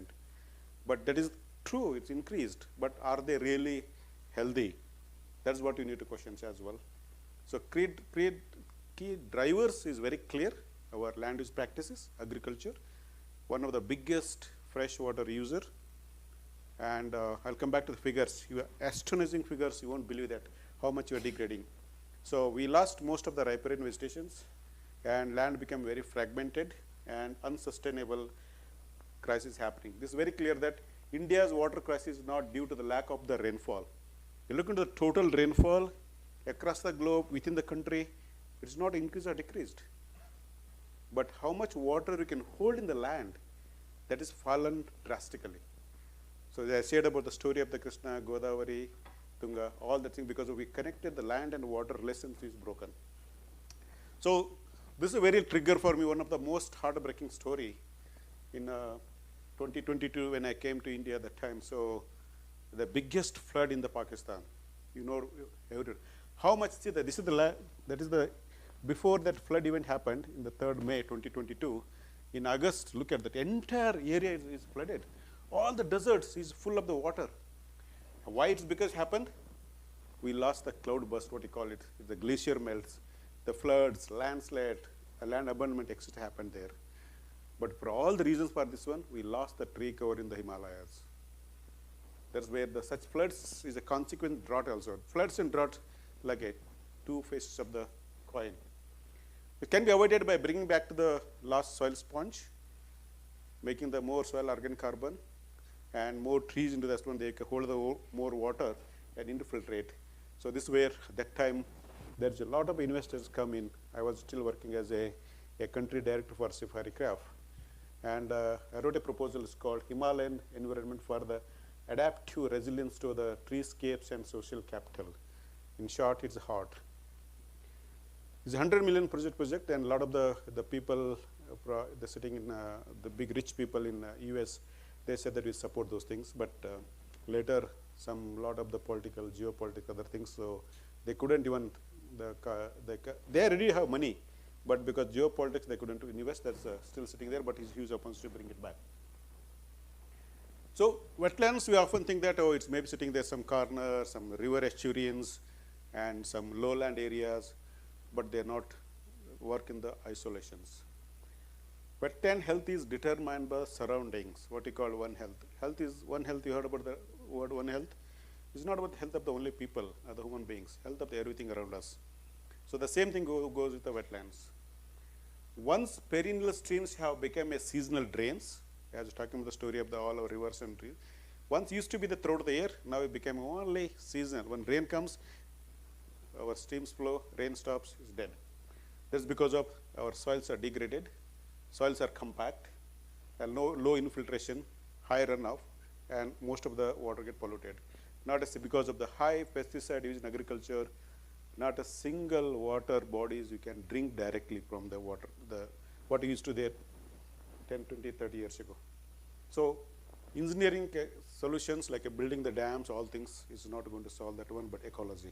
So there's a shift in the thinking from the site-based protection to the landscape regeneration. That's what a very typical Western Ghat landscape it looks like. So yesterday you heard about the budget, and I'm so glad that in our tree-based food systems and science and future of the food, we have a very good group, a lot of the very good people there, including our KSTA chairman and many of the commissioner and ministers, a lot of people there. We're putting a lot of the suggestion there, they've taken a lot of the note, and we have a lot of the resources as well for building the green economy. And this is where the funds for water bodies, nearly 12.2 lakhs crores, and PM Kishan, that is a scheme, that's 63,000 crores. And like that all the different, the green growth, the tree-based landscape, they're putting very high amount of that one. Pollinators and bees and diversities, they're coming a lot that. So it's very clear that, so this is the landscape I visited yesterday. And even dead lands, see that water is still flowing there because of the landscape is covered with the trees. It's not tilled for the many years. That's what we need to bring back. So green belt framework I'm talking about, I was in US working for nearly 10 years. And US hit a very big, what you called a dust storm, because they tilled the land completely. Then moment that time, the president took a very good decisions. The width of the streams should be protected both end. If the 2 meter, there's 2 meter both end should be protected, not touched by anything. That should be tree landscape. That's where US restored that. That the green belt concept, we did Jal Shakti ministry earlier, but that is not even taken place. So this is where they need to go the framework. If you not take action now, no action going to cost a lot. And if no action, like all things, you can hear the one word in the future, it is about desert. Because of all the land is degraded, all the water going away, all the desertification happening so rapidly. So if you not taken actions, the no action going to last. This is what you see in the left side is our present agricultural systems, monoculture, green revolutions, what you talk about, you grow in a lot of the grains only, but at the soils are dead. We move from the degenerative landscape to regenerative food systems, that is becoming vital forces. I'm talking about why you need. So this is where we just couple of months ago, India celebrated that India became the largest rice production country in the world. We've beaten the China and any other part of the world. We are the biggest rice exporter, but there's a cost to our land and as well. Just account that 1 kg of rice required anywhere between 3,500 to 5,000 liters of the water, and put them together, 150.18 million tons, that's equal to 525 million square kilometers, the square kilometer are a billion cubic meter per year. And we're exporting the rice of nearly about 23 million tons, means we're exporting the several Kaveris and Krishnas out. It's not just water is going, along with the subsidies, many things going there. Anyway, the story you can read in my articles in the news as well as in the Facebook and LinkedIn. But this why I'm telling this one is, we are sending our wetland outside. Amount of the rice, sugar we're exporting the water guzzling crops to importing the water saving crops. This is where our sustainability framework. Look into all the 9 planetary boundary conditions, all are overshooted. That means it's not unsustainable. Anything we're doing it, whether agriculture, whether land use system, whether a mineral, whether industry, all are unsustainable framework at the moment. But we have the future to restore that. That's what we call the trees. Look into the pre-industrial revolutions. That's where we started the lot of the trees in the landscape, lot of animals, everything. By 2010, we crossed the threshold and still falling. This is the gray line here. That is the business as usual. But here put a lot of effort, still hitting the 2 degrees temperature. But we need to go to the regular threshold or -1 degree. That required that we need to restore the trees. This is only possible. There is a 22 to back to India, and 2030 is our India's target of the 33% green cover. 2047 Atmanirbhar Bharat, 2070 what we call a net zero nation. But we need to bring the lot of the trees in the landscape to achieve that. And I'm telling you why it's important that this area, the room area, it's about probably 200 square feet area. We can produce about 3 kg of the rice. The same area, and put the jackfruit or jamun and guava, it produces the 200 to 300 kg, so that 300 times more productivity. So this is what you need to change the landscape. Look into all India's. We did the mapping of the treeless landscape India. Hardly any trees are there. That's where horticulture and sustainable agriculture, they have become a opportunity for us. And this is where the land, you can see that there is regular rice and the single cropping. And this is the natural farming in the multiple cropping throughout the year. This is the temperature differences in the summer. They are nearly about hitting the 60 at 35, nearly 20 to 25 degree temperature differences. This is what called re-radiations. If no vegetation on the ground means we are radiating the more. This is where we need to bring the 365 days green cover. Why we need to do the seasonal agriculture? It's not required for us. We have the 365 growing days. We grow throughout the year. That's what change. This is the story I'm telling about the soil compactness. We put a lot of the machines, tractors to till, but tractor putting the lot of the weight on the soil. Only tills about whether take the tractor tilling, only 6 to 8 inches is a plowed land, what color flow zone. Below then it's a compact. Any rainfall happens, it just run off. 90% water run off. That along with the water, it's not only taking about our nutrition, but taking about 20 tons of the soil per hectare per year, every year. We are losing the one just like from the Brahmaputra, Ganga, we're taking about 21 billion tons of the soil is eroded. Think about how much. This is where you can see clearly this landscape. I'm putting this one. And when the rain starts, all this look into all the streams and rivers, we are a muddy water. That means land is unsustainable. We can change that as well. So this is one side is the forest is intact, other side forest removed. You can see the amount of the clean water and clean water. This is the story I'm talking about in the May 2025. That is the bank and what's called a delta of the Krishna, and went to the June, it's a flooded, same things. So all the rivers is like this. This is the story called a dying rivers, dead soil, and silent collapse. Forget about the wetland. There's no wetland there. Once used to be the estuaries, there's no dead soil. That's where you need to be look into the very deep into this. It's your future, it's your generation, the next future, it's future of the country. It's not about you are happy, you are eating something, you get the job. But how long? It's not going to survive. Think very deep into that. What is your future? It is in the soil. Everyone tells about we need a 33% green cover. Why? Anyone understood that? I came to India, I asked the several ministers also, then also some people also asked the policymaker, why 33% they're fixed? Then you have to do a lot of study to understand. This is the groundwater recharge linked to the vegetation cover. More trees. Look into the dry areas when you were a child. During our childhood, 30 years ago, 50 years ago, we had a lot of the scattered trees. Neem, mangoes, prosopis, cineraria, what you call a bunny. All the dryland species, they scattered in the agricultural land because of when before rain and wind comes, trees, they shake, they loosen the soil in the ground. so that water infiltrate. So more number of trees increasing, so the more groundwater recharge and surface runoff become a subsurface flow. That's where restore. This is what 33% where they've started becoming flat. That's why you need more trees in agricultural land, not in the forest.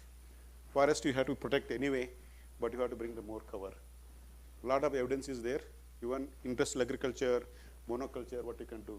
This is our farm. I'm giving the example here. In the month of the August, where most of the farms is muddy, and here is the water is flowing clean because of its farm practicing the natural farming, agroforestry, tree-based system, horticulture, no-till, is rain-fed. And look into that water, you can see in the month of August, they're flowing clean. This is what we need. Why we need more trees in agriculture? We restore the wetlands in the drylands. So this is where my event talk, almost a decade ago. A day when at least 50% of the surface runoff transformed into subsurface flow, we achieved true soil, water, food, climate, and wetland security. And this is the farm, small example I'm giving that one. And this is a mixed food forest models. A lot of things happening there, and even dry areas we can create the forest. Why? Because of the functional wetland is not just a wetland. It has a supporting mechanism, provisioning, cultural and regulatory mechanisms. Look into the 17 SDGs. All the last 30 years we are talking about the SDGs as a isolations, not liking each other. But you have them together, you have to put together. This is where I put in the center, talking about how water connected to the soil and the trees and healthy systems, where you are growing the food is going to impact a lot. This we have to think about the very deep into the science of nature and eating naturally and mission life. You heard about all things. This is what I call it as a system science. You bring the more biodiversity, I'm sure like Professor is going to talk on that one after this talk. The biodiversity in the sand, that's amazing. I'm sure like he put very interesting stories. Why biodiversity required? More biodiversity in the land leads to more carbon in the soil. More carbon in the soil leads to more water in the land, in the subsurface. That leads to more productivity, more income. They all interlink each other. So look into our present conventional systems. All the horticulture, the students are here. I'm sure many of you eating this kind of the food. I did the survey, asked the students to go and look into the food, fruits and vegetables. This is what they bought. Few of those cauliflower, cabbage, apple, orange, bananas, and all the exotics. And during our Horticulture Science Congress a couple of months ago, I saw the entire poster, everything background, they only those potatoes, cauliflower, cabbage, all these things, none of is our food. Right? They all are water guzzling. We need too much fertilizer, chemical, because it's not fit for our climate. They're bred for the temperate climate. We are growing in that temperate, changing their behavior, breeding, all things to bring it. But look into the diversity of the drylands. This is the real food. This is what we need to restore land so that you can, coming from that fresh, nutrition, rare, resilient, indigenous, resource guzzling foods to resource use efficient production systems. So this is why I'm sure like sir did a lot of the work on the wild edibles. Really, because he's the one of the encouraging to look back onto all the hattarki, karchikai, whatever you can see, anniko. So many are there. So many, these all are go. So that is what the beauty of this one. Like I'm sure like people coming from all this, seeing all those drylands foods, job would go so well there. This is the horticulture science you are going to do it because of I am sharing that today is releasing my article on that. India-EU World Trade, we signed the agreement. It's very clearly they're coming to the point that if the India want to export food to the Europe or US, any part of the world, they very put the clear strategy. It should be poison free. It should meet the low residual levels. It should be grown sustainably. It should be regenerative ecological framework. Then only you can import your food, otherwise no. 36 brands of the rice is banned, where every week our 8 to 10 container rejected because of the poison in the food. Residue is too high, behind the threshold. You won't believe that even small country like Egypt, they came to our food, they rejected our food because they say that it's not fit for consumptions. Then you push all that into our public distribution systems. We eat 2 rupees kg rice or wheat, everything, is that healthy? In the village level, diabetes increased to 33%. This is where you have to play the important role. You have to grow back to the what we lost. Look into the entire this area. Fingerprinting the farming system, why is necessary? It is all a rice field, but bunds are nothing is growing in there. Not a single tree in this entire landscape, right? So how best you can survive? This is the dry areas I'm talking about my main forest. So you have to break the myth. You tell them about, oh, go to a tree-based system, horticulture, it takes a long time. No, we don't know the science of how to grow the trees properly. You go to the moringa, 3 months, you start producing the leaf, right? You all are coming there. Such a wonderful, the food it is. High nutrition, better the high protein, more than the meat, high calcium, more than the milk. What else you need? But you forget that. So you have to bring that back. This is all the dry areas, less than 300 millimeter rainfall, 400 millimeter rainfall in my area. Look at how beautifully they are growing there. What you can see here is all the things like looks like these are some funny things, but these are the very, what's called pigeon tower, door towers in all the Iran, Iraq, in Egypt. It used to be in India as well. They built a lot of the mud inside, like small, the mud pots and the small holes so that could the pigeon go, they make the housing there, they put a lot of droppings. That droppings is a mash of the nutrition. They put them back to the soil. So like that, so many things can be done. This is where, when our US, so that I look into our land is only going a little bit up, millets are some tour, and turn into such a wonderful landscape. Seeing is believing. Anything you want to say that, you have to build that one. This is what they need to do it. Until you won't do that one, go to all the university campuses. Do you have any model that can follow, farmers can follow? No, we not have. We do only small trials in the control things. Take that seeds or technically into the farmer's field, they fail. We need a 1 acre, 2 acre, 3 acre, 4 acre, 5 acre models in the system sitting there. That's what we're building in the College of Horticulture as well in Bagalkot. There's a food forest model. From there to the Stanford, they are also putting the food forest models. So this is what we need to bring back the lost glory. We always talk about the Deccan rulers were the richest in the world. Why entire world come to India? They put entire Europeans put their life to risk to come to India to buy our spices and condiments. Now we can sending our spices and condiments, they're rejecting it. Is that irony? This is what we need to address that one. So this is where green growth in the dry lands. You talk about only the green growth. Even the Gandhiji knew about that one that time. Grama Swaraj, just you're not copying only Grama Swaraj, you would have to take the green Grama Swaraj. I think we need to bring it back. This is I'm developing a blueprint for the, I spent quite a lot of time with Vijayanagara Samraja. There is a Anagudi Samsthan, amazing the work they're doing. They're passionate about how to restore the, you know that why Vijayanagara is called a golden era, Suvarna Yuga, Maretu Oda Gatavaibhav and Helkon Kumburteno. I went to the Coimbatore University, after many universities, look at the literature, we talk only about the war, betrayal, all things, but you not talk about the what land, why there is this land producing so much exchange of the Havala, Ratna, Muttu, gold, because of in the ancient times, if any kings should be rich, it's because of their farmers. Because 1/3 of the farm produce go to the king's khajane, so that kings are rich. They exchanging to the rest of the world, so that they're coming back to Muttu, Havala, back to our land. How, what is the reason behind that? Anyone know that one? It's not written in our history. I dig out in the 50 years of my research across the different parts of the world, and some of the literature is not available, but luckily, some universities in the Egypt, like Alexandria, Biblica, they preserved those literature. We have to bring it back. So this is what we need to bring it back, the glory. That time irrigation system, we're talking about the wetlands. Dry air is one of the best irrigation system they developed. This should be restored. Our wetlands should be like this. It is not a old ancient picture. This recently one we did, where there are a lot of land restoration activities happening. That one, not a single exposure of the soil anywhere because of the wetland saved. That we need to bring it back. So this is where the traditional knowledge come to picture. India's living water wisdom. We respect the water in many ways. Ma Ganga means we are respecting the water. Ma Tunga, Kaveri, Brahmaputra, Bijapur, we call it dry area, is a Pancha Nadigal, 5 rivers flow there, but we still dry because we're not knowing how to preserve. We lost that traditions. How much of the Kalyani you put it there? Every village used to be the Keregal, what serves in the morning.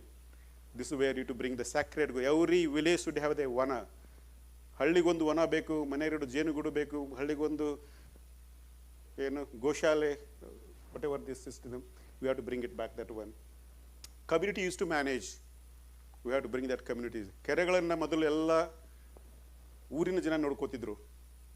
ಬ್ರಿಟಿಷರು ಬಂದರು, ನಾವು tax ಕೊಟ್ಟಬೇಕಂದ್ರು. ಯಾಕೆ tax ಕಟ್ಟಬೇಕಂದ್ರೆ ನಿಮ್ಮ ಕೆರೆ ನೋಡ್ಕೋತೀವಿ ಅಂತ ಹೇಳಿದರು. Okay, ನೀವು ನೋಡ್ಕೊಳ್ಳಿ ಅಂತ ಬಿಟ್ಟರು. Still, we left them to government have to take care, we lost. That's why all keregalu is lost. If the community involved that one, it's not happened. We have to bring back. So wetlands embed in our culture. Sacred groves we talk about. This is where the science can bring this together. But I picked the picture of the depiction of what's talking about entire system as a whole. Vegetation governs the water flows. Healthy soil store water better than the reservoirs. Wetlands store 3 times more water than the forest itself. A living landscape out far from the concrete infrastructure. This is where wetlands and the traditional knowledge become a vibrant, celebrating the culture and heritage. And this is where we're putting in the streams. In the US, like I used to go to the weekend camping, these are the streams going in the summer. They're so clean, so neat, along just outside the street, outside the city. We go and put our camps, we do this one here. Why can't we have that one same thing in India? This is my parents sitting there in the same stream there. They are remembering, oh, we used to sit like that in our rural villages, but you are not anymore. Can you do that to take your villages as your own model? Work towards that one. Create every village. I wanted the stream like this in the summer so that we can survive, we can enjoy the water that used to be in our childhood. In river next to the small stream next to my village, we spend the whole summer there, swimming, playing. And along the rivers to the stream, we are go to that one looking for the gajiga, ichalkai, barikai, the neelhandu. So it's along the river streams. You walk in the river, so thin, so beautiful smell. There is a green snake, we are not afraid of this one. We have to go and walk that one. They become dead now. Why? Not far away ago, just 30 years ago. This is wetland you need to restore. It is not about the talk about the wetlands means, okay, the Ramsar side. No, it's more than that. This one. I'm just looking a lot of science into this one. Look into all our food systems, moving to the agroecosystems, how much water, 50% water reduction is not required for us. We not require dam, we require the water in the soil. Carbon, how much sequestration, biodiversity, look at that. Just changing the landscape. This is very deep research we did that. This is where we need to this one. I'm skipping this one. We are growing the rice, all the things, and this is one of the farmers, the Ballari. Anyone from the Ballari side? Any rice farmers here? Okay. This is one of the farmers here, that one. Entire thing you taken away, you get left out in the 340 rupees. I present this one in Supreme Court. I put the evidence for the, not only for Karnataka, I put all the other states as well. The sustainable framework moving that one you can say the lot. And look into that Karnataka. Cost of cultivation, 30,000 rupees, net saving 2,000 rupees.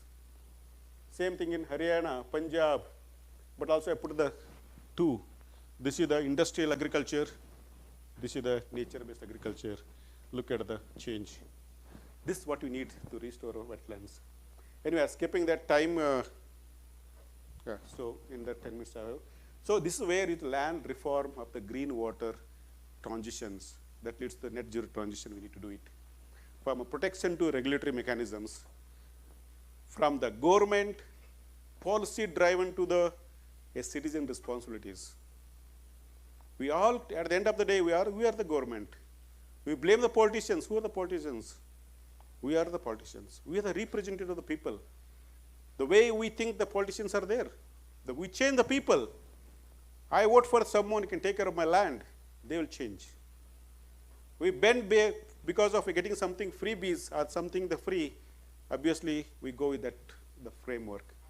But we have to be responsible that. We have to think about my village, should be sustainable, then think about the cities, think about the nations.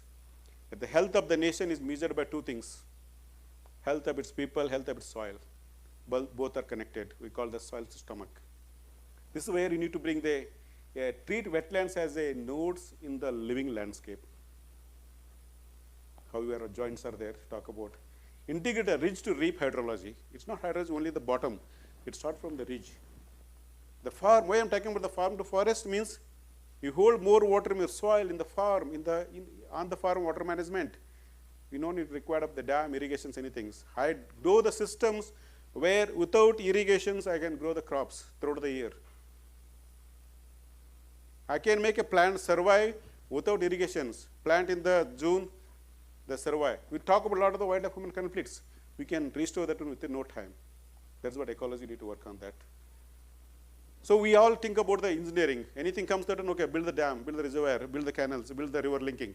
But ecology, there's so much you can do it. No need to require to that. First, we have to let the water flow to the dam, then bring the pump to bring back. So much of the reverse mechanism happening there. But you hold the water itself where it falls. Sink where it falls. What you call source sustainability. When make a rain stay in this land. That's what make a big difference. This is where you're going to achieve this, what you call a consequence of no actions if you take the actions. So make a green belt everywhere possible, from your rooftop garden to your backyard to your farm, your bunds, your cities, your graveyards, everywhere possible. That's where with the restoring the wetland is not just about an environmental task. It is a civilizational imperative to reconnect the culture, nature, science, stewardship, India's water security. Then only we talk. We talk about the Vishwaguru Banne ke liye. We want to talk about the 5 trillion economy. When people are not healthy, land is not healthy, what to do with the money? So this is where the vision 20-30-30, that means by 2030, at least 30% of our food plate coming from a sustainable landscape that has more fruits and vegetables. That's what we are facing towards. This move away from the grain centric to a wholesome food. Because of as a healthy human, we require 400 different food elements. Right now, we're eating only less than 10. What are you eating? Most of our calories, it's the cereals. It is a starch. Put in the simple concept of what is Indian food system is now. Rice, roti, kulcha, dal, or dosa, and some pulses. Khatam. But we have so much to do that. So, but as the Eat Lancet commissions are telling that being the healthy diet should be at least 30% of the sustainable food system, fruits and vegetables. That is my target 20, but actually they're telling about 50% of plate should be fruits, vegetables, and fresh produce. And that people eat whatever junk, doesn't matter. But 50% should be, but we not have. We are less than 10% at the moment. This is where we need to bring the change in landscape. There we can restore the water. I am going to talk these things. I'll share that later. What is required is to bring back the lost glory. This is the things I present to the framework. So this is where we need to bring the digital technologies, bring it to the race-to-race economics, bring it to more investment as possible. A lot of the rich people sitting in the cities, but they don't know what to do with money. Bring that. This is where our sustainable framework is there. This leads to what you call the green growth. Growth means the green doesn't mean that is only green. It means sustainable. It's the regenerative, ecology focus. So anything we do, whether you can, today you take one actions, whether you can either brushing your day, starting the day, you are wearing the clothes, taking anything actions, does that my action leads to any environmental concern or not? Does I'm producing something that are environmentally friendly or not? Just one question that brings back to a green economic transitions. We need economy, but that should be green. This is what a paradigm shift required. Leverage the science, technology, innovations in the adjuncture of the KSTA. That's one of the key to bring the science, technology, innovations, and sustainability. We shall achieve that, what not done so far, we do that. With these few words, thank you again for this opportunity and your patience. And I'm sure that you'll take some of these points to your actions, your future career. Your future career not in the cities. It is in the farm, it is in the villages. No one getting into job, a lot of the AI taking over the jobs. You lead to a lot of interviews in the Times of India and Hindus and the other things. AI taking a lot of the jobs. We have to bring back to the village level. And this is where you can build your farm, become a resort. Your livings become a net zero. That's what the future is all about. Thank you very much.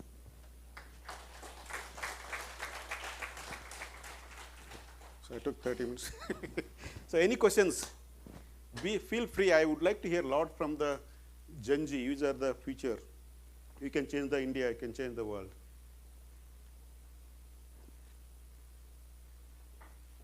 No questions? expecting a lot of the questions because this is our future. You are going to build your career on this entrepreneurship. Don't look for the job, look for the job creators, look for the entrepreneur. Pardon me?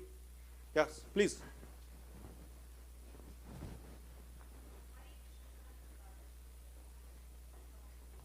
Please take a mic, I couldn't hear, so. Hi, sir. Name is Shimla Gad. So my question is, can Yeah, so sure, I'm sure sir is going to talk on that one as well. But invasive species, why happens is, when land is clear, dead, and invasive come to protect that land, nature has its own way to recover. The moment you restore the local biodiversity, indigenous vegetations, the invasive goes away. So Thank you, simple. The movements are so bad that anything you put useful, they will cut and clear it. The invasive means they're not useful for you, but useful for the earth. That's why the nature boards, that's a unique way to bring something that can protect the earth. So the Mother Earth, they want to cover herself. We made them naked, but they want to cover herself. They always bring the green cover, whatever the possible way. Good afternoon, sir. Myself, Dr. Raghunandan from Maharani Science College. Sir, excellent presentation. I was very much inspired about it.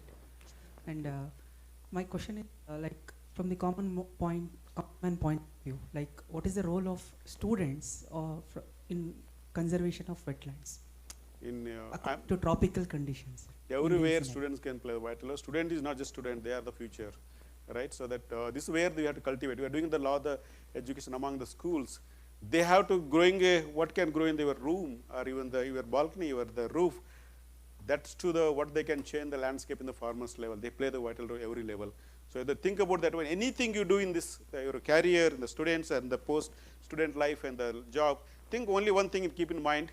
Anything I do that is the nature friendly, that impact in the environment reduces by half than the present, that's what student can do it.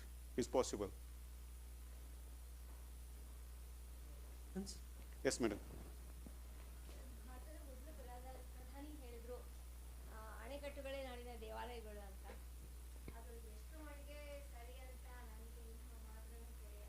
Yeah, that's true.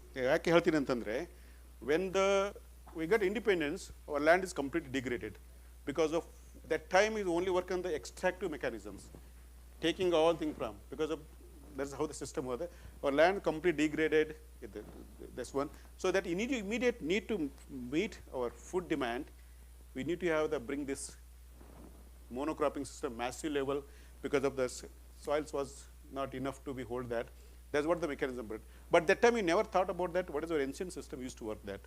In the last 100 years, only the extractive mechanism destroyed the landscapes. But you have to bring it back where it's there. That's where I'm talking about the dams is in the soil. It's called green water. You hold at least 1% organic matter, soil organic matter, it holds 8% of the water. So increase just 1%. Because time is less, I skipped a lot of the slides. Just take example in the dry areas, in northern Karnataka, for example, we're reaching about only 500 to 800 millimeter. For simplicity, I take a 500 millimeter rainfall. Just 1% soil organic carbon hold 22 lakhs liters in the soil.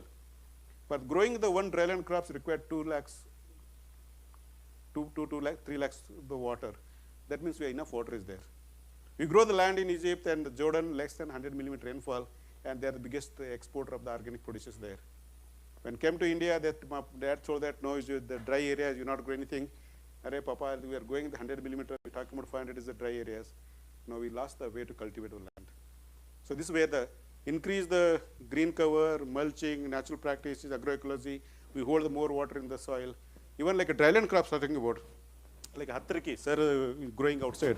If you've not seen Hattriki, you can go see that. Go to the winter, this time of the month after rain stops in the North Karnataka, go to the black cotton soil. You cut the soil, there is no water.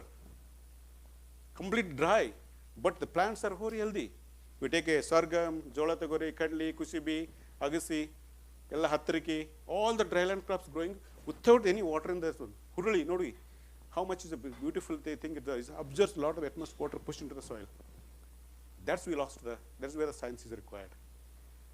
So this is exactly we really mislead about. I can grow the entire horticulture without irrigations. We did that experiment going that.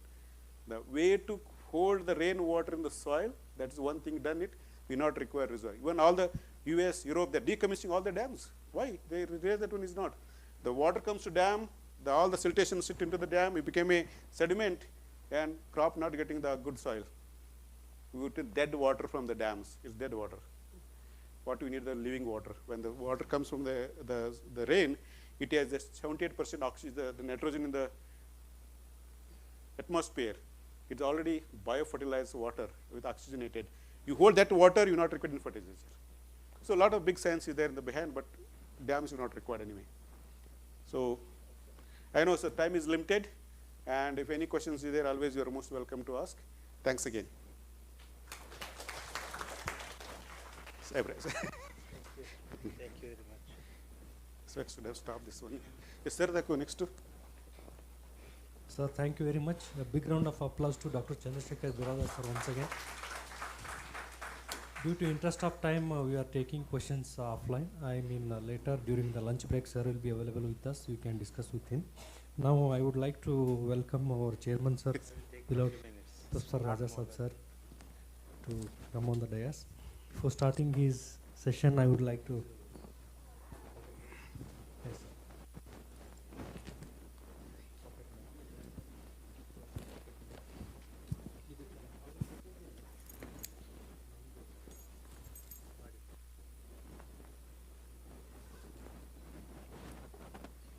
Sir, देखो.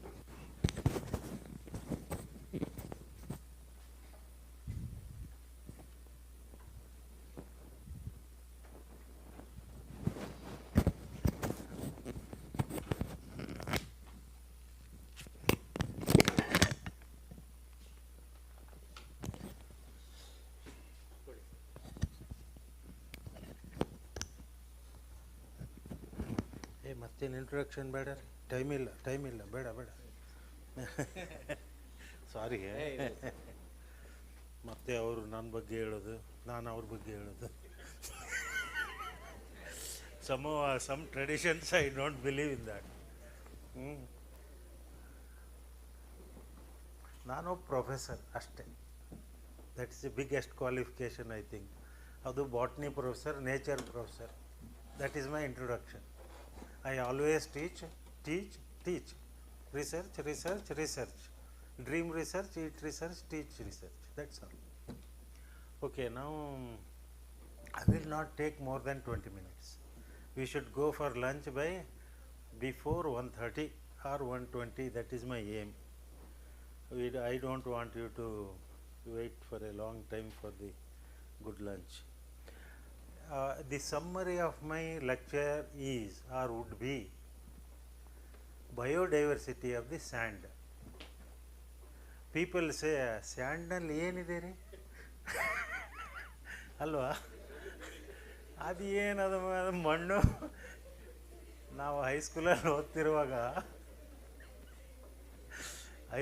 ಓದ್ತಿರುವಾಗ first Neel ಆರ್ಮ್ಸ್ಟ್ರಾಂಗು ಚಂದ್ರನ ಮೇಲೆ ಹೋದ. ನಾವು ಕನ್ನಡದಲ್ಲಿ ಓದ್ತಿರುವಾಗ ಅಥವಾ ಮಾತಾಡ್ತಿರುವಾಗ ಹಳ್ಳಿ ಹುಡುಗರು ಹೇಳ್ತಾ ಇದ್ವಿ, ಏಯ್ ಅಲ್ಲೇನಿದೆ ಮಣ್ಣು ಅಂತೀವಿ, ಅಲ್ಲೇನಿದ್ರಿ ಮಣ್ಣು, ಎರಡು ಮಣ್ಣಿಲ್ಲ ಅಲ್ಲಿ ಅಂತಿದ್ವಿ.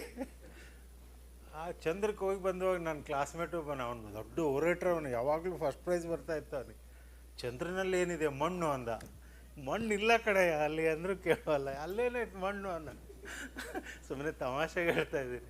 ಹಾಗೆ ಈ ಸ್ಯಾಂಡ್ ಅಂದರೆ ಮರಳು, ರೈಟ್? ನಾರ್ತ್ ಕರ್ನಾಟಕದಲ್ಲಿ ಯಾರು ಇದ್ದರೆ ಸ್ಯಾಂಡ್ ಅಂದರೆ ರೇತಿ ಅಂತೀವಿ ನಾವು. ರೇತಿ ಕರೆಕ್ಟ್? ಉಸುಕು, ರೇತಿ, ಮರಳು.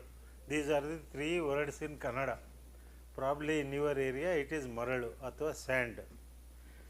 And means what you think it is used for construction.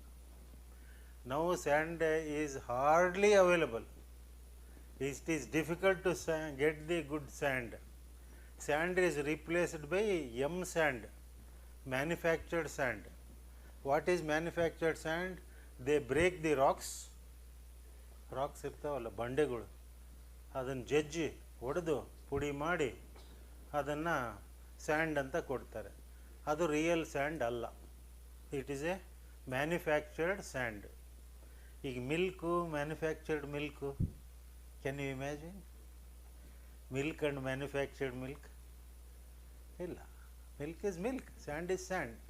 Now I would like to tell you, ಅದೇನು ಮಣ್ಣು ಅಥವಾ ಅದೇನು ಸ್ಯಾಂಡು ಅಂದರೆ ಅದೇ ಕಣೆಯ ಎಲ್ಲ ಅಂತ ಹೇಳಲಿಕ್ಕೆ ನಾನು ಇಲ್ಲಿ ನಿಂತಿರೋದು. Sand is everything. It has its own entity. Sand, it is a living system. Sand is a living system. It has its own micro niche. In biological terms, it has its own niche. The hidden universe of sand biodiversity. And let me make it clear, Dr. Anand is not here. I should remember him. I came only yesterday morning, I told. And yesterday, whole day I was sleeping.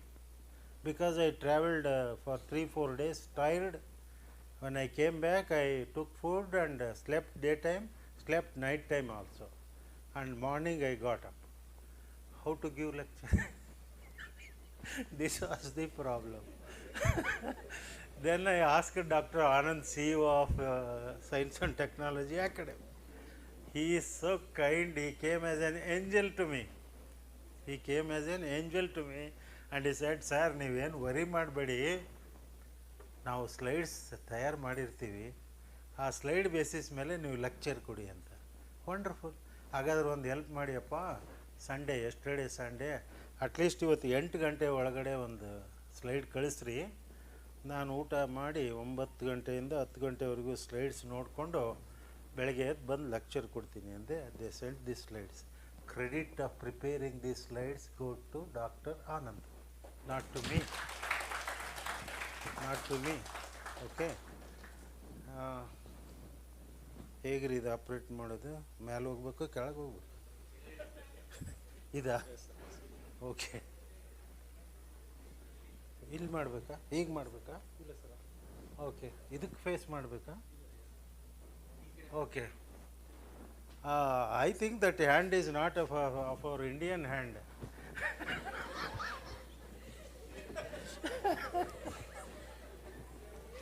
Right? It is not it is probably of a beautiful white lady. Anyway, to show that this is a sand, he has given that hand there with full of sand. Loose granular substance, typically pale yellow brown, resulting from erosion of silicaceous and other rocks and forming a major constituent of beaches, riverbeds, seabed and deserts. This is where you find the sand. ಹಳ್ಳಗಳದ ಕಿನಾರದಲ್ಲಿ, ಸೈಡ್ನಲ್ಲಿ, ರಿವರ್ಗಳದ್ದು ಸೈಡ್ನಲ್ಲಿ, sea ಶೋರಲ್ಲಿ. ಇನ್ನೊಂದು and ಅಂದ ತಕ್ಷಣ ನೀವು sea shore ಬೀಚ್ಗೆ ಹೋದಾಗ ಏನು ಮಾಡ್ತೀರಿ? ಈ ಕಡೆಯಿಂದ ಆ ಕಡೆಗೆ ಹೋಗ್ತೀರಿ, ಆ ಕಡೆಯಿಂದ ಈ ಕಡೆಗೆ ಬರ್ತೀರಿ, ಜಂಪ್ ಮಾಡ್ತೀರಿ, ಬೀಳ್ತೀರಿ. You enjoy that sand beach environment and then go into the sea, come back fast into the sand and save yourself like that, whatever it. So these are the just the lighter side of the sand, and I have written an article on sand, you may not believe. ನಿಮ್ಮ ಬಗ್ಗೆ ಈಗಲೇ ಹೇಳ್ತಾ ಇದ್ದೇನೆ, ನೀವು ಆಮೇಲೆ ಬಂದಿದ್ರಿ. I told all these slides were prepared by Dr. Anand. I was only taking rest yesterday. The credit of preparing the slides goes to Dr. Anand. This is what I told. So I wrote an article sometime before when I was Vice Chancellor. I had a very good PA, a wonderful fellow. I used to dictate and then he used to take down. Wonderful typewriter. That has appeared in Vignan Sangati also, and we have published. I am author of a book also, in which there is a chapter, ಮರಳು ಗಣಿಗಾರಿಕೆ ದುಷ್ಪರಿಣಾಮಗಳು ಮತ್ತು ಉಪಯೋಗಗಳು ಅಥವಾ ಹಿಂಗೇನೋ ಬರೆದಿದ್ದೀನಿ. I will show that article to you. And how sand is formed is the question. So if you go outside, there is a picture, ಭೂಮಿಯ ಹುಟ್ಟು, ಜೀವಿಗಳ ಹುಟ್ಟು, birth of the planet, earth planet, that is one. Please see it. It is as proposed by the Big Bang theory. As per the Big Bang theory, there is a big bang and earth separated from the sun. It took millions and millions of years. It was a hot ball. Then there were continuous rains, and then rocks were cooled down, and then seas were formed. And in the sea, oxygen, independent bacteria, anaerobic bacteria we say, they started growing, and then cyanophyceae members started growing. They produced, they had first sulfur bacteria, then photosynthetic bacteria, and these photosynthetic bacteria released oxygen, and oxygen combined with the other gases formed the ozone. Then there was a protective layer. Then the organisms that are present in the sea started moving towards the land. This is the origin of life on earth, and that Big Bang theory it explains. There rocks also play an important role. So, sand formation is a long term geographical process, typically taking thousands to millions of years, and it generally takes roughly 100 to 400 years to produce 1 centimeter of sand. 1 centimeter thickness the sand barbekandre thousands of years, and then depending on environmental conditions, and it is a non-renewable resource like our petrol or diesel, whatever coal, it is non-renewable. You cannot manufacture the sand and the natural sand. It comes by the erosion of the rocks. Due to environmental frictions, small particles come out, and then soil as well as the rock is formed. That is the beauty of sand formation. It is not a simple thing.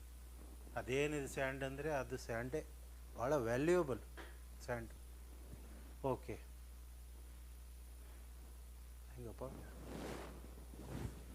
This is the ಇಲ್ಲಿ ಬರೆದಿದೆ ನೋಡಿ, ವಾತಾವರಣದಲ್ಲಿ ನಿರಂತರವಾಗಿ ಹವಾಮಾನಿತ ಬದಲಾವಣೆಗಳು ಆಗುತ್ತಿರುವುದರಿಂದ ನಿರಂತರವಾಗಿ ಸಮುದ್ರದ ಕಲ್ಲಿಗೆ ಅಪ್ಪಳಿಸುವ ಅಲೆಗಳಿಂದ ಕಲ್ಲು ಬಂಡೆಗಳು ಸವಕಳಿಯಾಗಿ ಕಲ್ಲಿನ ಸಣ್ಣ ಸಣ್ಣ ಕಣಗಳು ಮರಳಿನ ಕಣಗಳಲ್ಲಿ ರೂಪಾಂತರಗೊಳ್ಳುತ್ತಿವೆ. ಅದೇ ರೀತಿ ಪರ್ವತ, ಗುಡ್ಡ, ನದಿ, ಹಳ್ಳ, ಕೊಳ್ಳಗಳಲ್ಲಿ ನಿರಂತರವಾಗಿ ಹರಿಯುವ ನೀರನ್ನು ಕಲ್ಲನ್ನು ಕರಗಿಸಿ ಮರಳನ್ನು ಉತ್ಪತ್ತಿ ಮಾಡುತ್ತೆ. ಸೊ ಹಾಗಾಗಿ ಸಮುದ್ರ ತೀರದಲ್ಲಿ, ನದಿ ದಡದಲ್ಲಿ, ನದಿಗಳು ಸಮುದ್ರ ಸೇರುವ ಮುಖಜ ಭೂಮಿಯಲ್ಲಿ, ಹಳ್ಳ, ಕೊಳ್ಳ, ಕೆರೆ, ತಗ್ಗು ಪ್ರದೇಶ ಹಾಗೂ ಇತರ ವ್ಯಾವಸಾಯಿಕ ಭೂ ಪ್ರದೇಶದಲ್ಲಿ ಮರಳು ಹರಿದು ಸಂಗ್ರಹವಾಗುತ್ತೆ. ಒಂದು ಬಂಡೆಯಿಂದ 1 ಇಂಚು ಮರಳು ಉತ್ಪತ್ತಿಯಾಗಲು ಹಲವಾರು ಮಿಲಿಯನ್ ವರ್ಷಗಳು ಬೇಕು.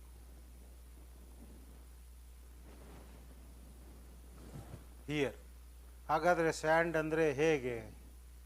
ಇಲ್ಲಿ ನೋಡಿ, and, coarse sand, silt or clay. Coarse sand, large pores, high oxygen, high biodiversity, but unstable. Fine sand or mud, small pores, low oxygen, capillary action dominates, more stable but harder to move through. This is the silt or clay, the second one, and first one is the coarse sand. I told you already the sand is formed. See here, inside the sand, if you say what is there in sand, there are many things in sand.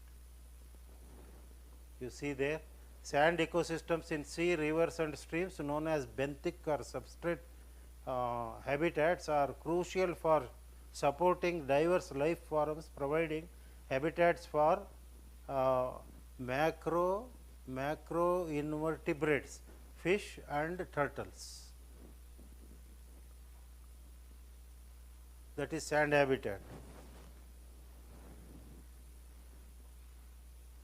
Vertical gradients in the sand, that is the top and this is the bottom, high and then low. Okay, dark and dark, upside dark, and oxygen abundant at the surface. On the surface of the rock and the upper layer of the rock, oxygen is abundant, rapidly decreasing with depth of the rock, depth of the sand. Light only penetrates the top few millimeters of the sand, and where photosynthesis by diatoms occurs. Have you heard of diatoms, botany students or microbiology students? Diatoms, have you heard of diatoms? Okay, diatoms are They are made up of cup-like structures, centric diatoms and like that, and those diatoms are made up of silica. Sand is made up of silica, and with that silica, diatoms develop their protective bodies, and this diatoms produce diatomaceous earth. Diatomaceous earth is used for the preparation of your toothpaste. That is product of, and varnishes. ಈಗ ನಾವು ಪ್ರಯಾಣ ಮಾಡುವಾಗ ರೋಡಲ್ಲಿ shining ಬರುತ್ತಲ್ಲ signals, that is all diatomaceous earth is used there. So such is the value of diatoms. And temperature, surface sand fluctuates widely, hot during noon, cold during night. Deep sand is thermally stable. That is the structure of the, ecological structure of the sand. These are the organisms. Psammophytes, for example, plants that grow on the sand are psammophytes. We call them psammophytes. Psammon, P is silent there. Psammon, the community of organisms living in or on the sand is psammophytes. Then interstitial, living between the particles of sand, they are interstitial. These are some of the organisms which live along with by the side of the sand or in between the sand, the microorganisms. So here you see they are divided into three categories: microfauna, meiofauna and macrofauna. Microfauna invisible to naked eye, meiofauna are in between macro and micro in their size, and they are the nematodes, etc. And crabs, mollusks and millipedes, they are all macrofauna which live inside the sand layers. This is the example of a nematode. Now, you might have, when you visit beaches or river basins, you might have seen the crabs moving very fast. You can see their footprints also sometimes, and there will be small holes. They get into the hole and come out. When they feel threatened, they get into the hole, and then when they feel safe, they come out. These are the types of the crabs. This is an interesting crab. You know, this crab, blubber crab, it is known as, it lives in a burrow and then comes out and produces small balls. Idu nadiyang madi. You see this video, you will ಮಲಗದರೆಲ್ಲ ಎದ್ಬಿಡಿ ಈ video ನೋಡಲಿಕ್ಕೆ ಕೆಲವರು. You will definitely get excited to see this. ನೋಡಿ ಅಲ್ಲಿ ಬರ್ತಾ ಇಲ್ಲ ಅಲ್ರಿ.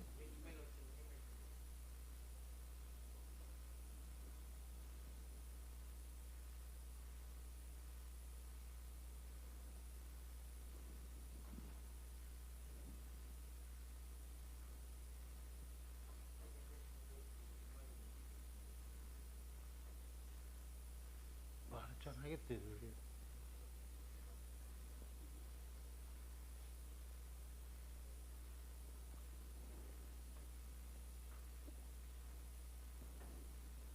ನಮ್ಮದು technology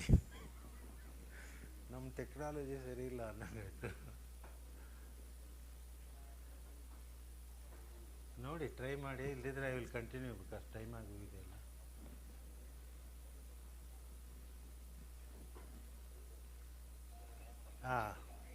ಅಲ್ಲಿ ಬರ್ತಾ ಇಲ್ಲ.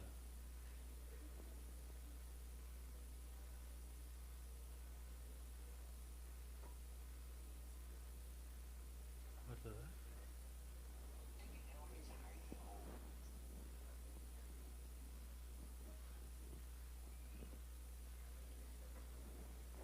ಹೋಗ್ಲಿ ಬಿಡಿ, ಬರುತ್ತಾ?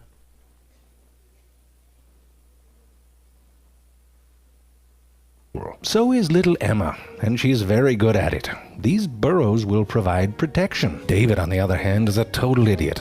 He's just playing scratchy in the sand. You're probably going to die, David. Let me ask you a question. Do you like balls?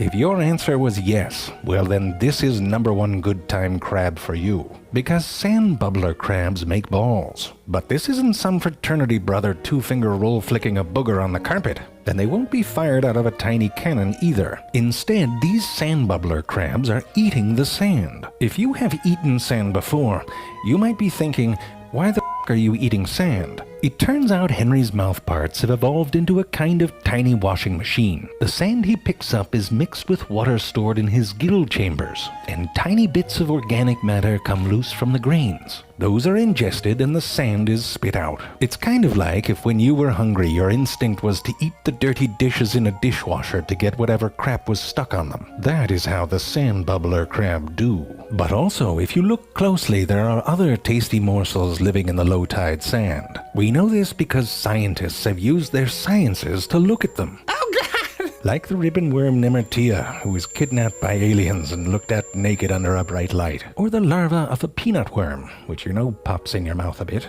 Or like these little hydromedusae, where one's all like boots and socks, and the other one's all like bow, bow, bow, bow. No plans tonight, just staying in, watching Fleabag. Oh, we're going to the club. 1 second. Alright, I'm ready. And of course the tardigrade or water bear with its cute little feet. When you build a sand castle, these are your subjects. For most of them, it will be the highest up they will ever be. The chance to join the 1 foot high club, if you know what I mean. But these creatures are very, very small, and the sand bubbler crab must eat for up to 5 hours to get a full meal. In order to stay safe, Henry, pictured here with a coin so you get a sense of how rich he is, builds feeding trenches out in radial lines from his burrow. Eating sand from one side and moving the balls behind him ensures a clear escape path in case the plovers or sandpipers come. Told you, David. As they move outwards on the exposed beaches, they use specialized adaptations to get oxygen and water. On their upper thighs, they have oval gas windows through which they can breathe. Little tufts of hair-like setae on their feet or abdomen can pull water right out of the sand as they walk. As the day wears on, competition for burrows can get fierce. Oh, dang! He threw him! That dude's got moves like Yoda in the second worst Star Wars movie. But seriously, it can get a little crowded. It is like the opposite of the game of golf, where the goal is to get as many balls outside the holes as possible. And it can get hard to tell what balls have been inside whose mouth already. As the rising tide approaches, the sand bubbler's work is almost done. Its final job of the day is to create a dome-like structure. This will give it a little bubble of air as it burrows deep into the sand and waits for the next low tide to come, and dreams of balls.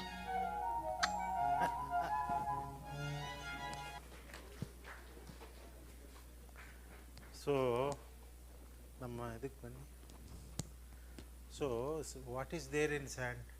Now you have seen what is there in wonderful, romantic, and it eats sand, right? It eats sand. Why it eats sand? Around the sand there are so many organisms, microorganisms, and it eats sand, it digests them, and then waste comes out in the form of a ball. That is what I have understood. And it also protects itself with the help of the sand to make its own nest like thing. When there is wave in the sea, it protects. Then in the aram situation, it comes out and then eats sand.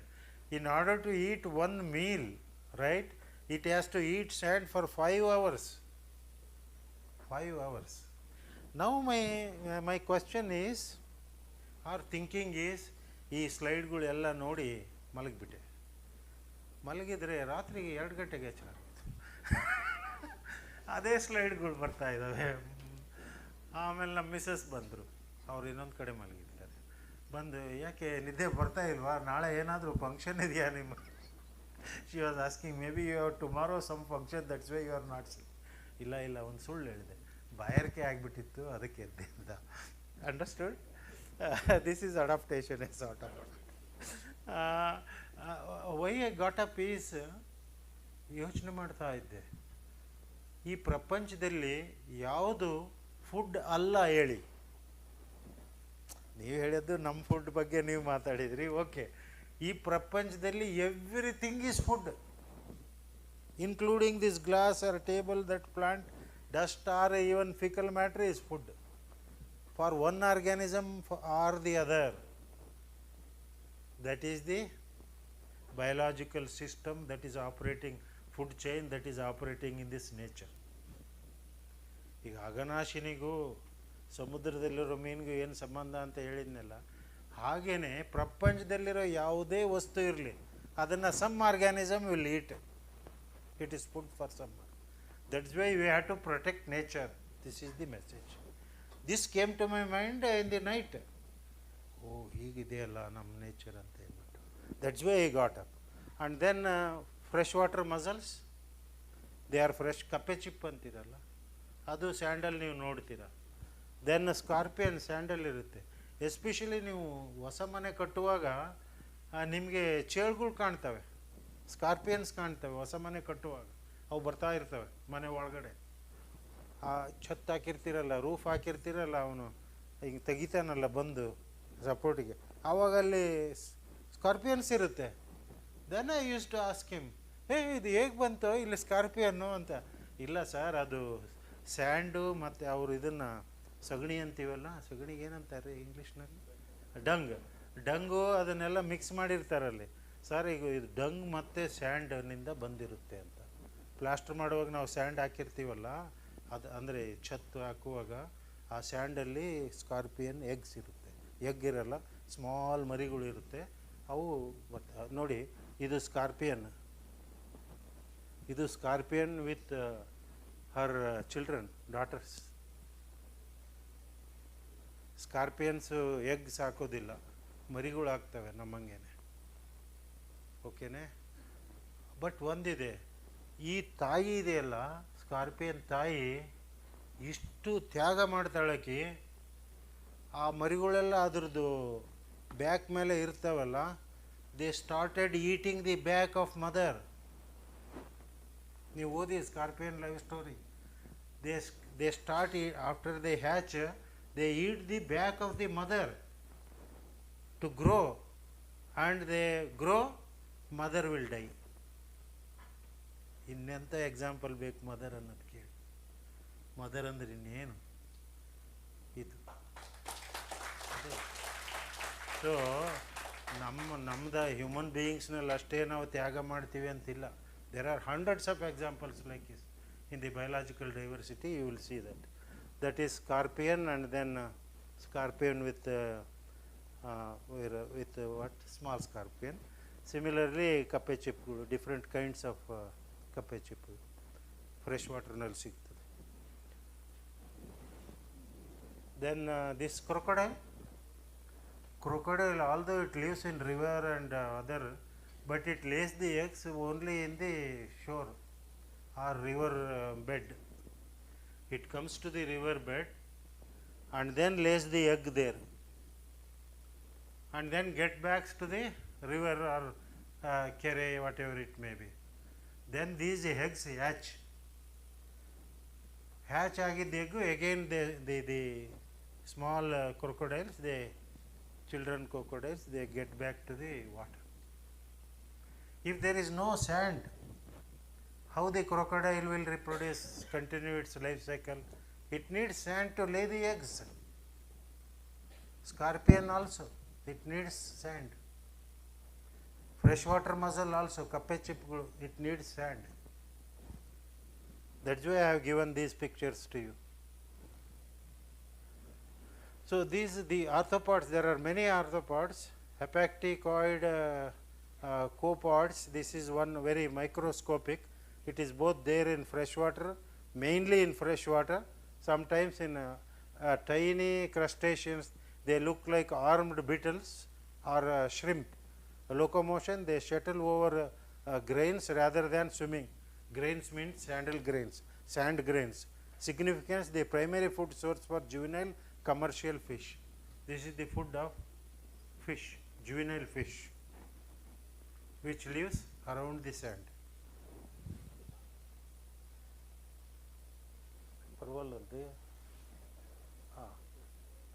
Okay. These are some other organisms. Loricifera discovered only in 1983. They live only in sediments complex life cycles in anoxic conditions.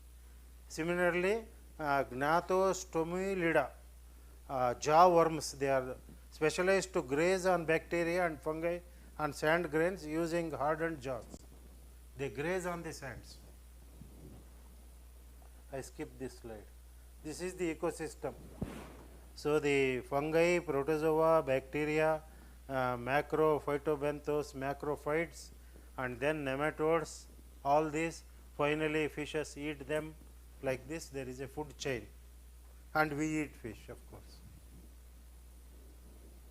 Then nutrient recycling is the slide, and mineralization, breaking down organic matter, dead algae, detritus, nutrient return, they recycle nitrogen and phosphorus back to the water column.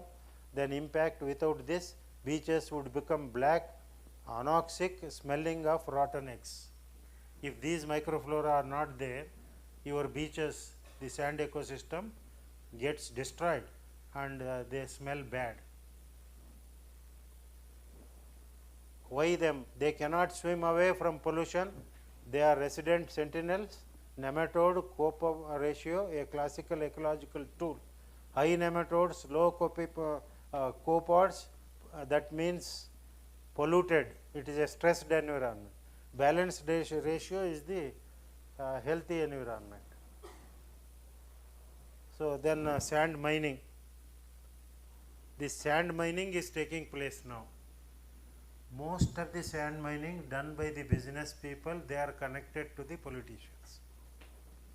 Either they are directly connected or indirectly connected. Sometimes the children or sons of the politicians themselves are the sand manufacturers.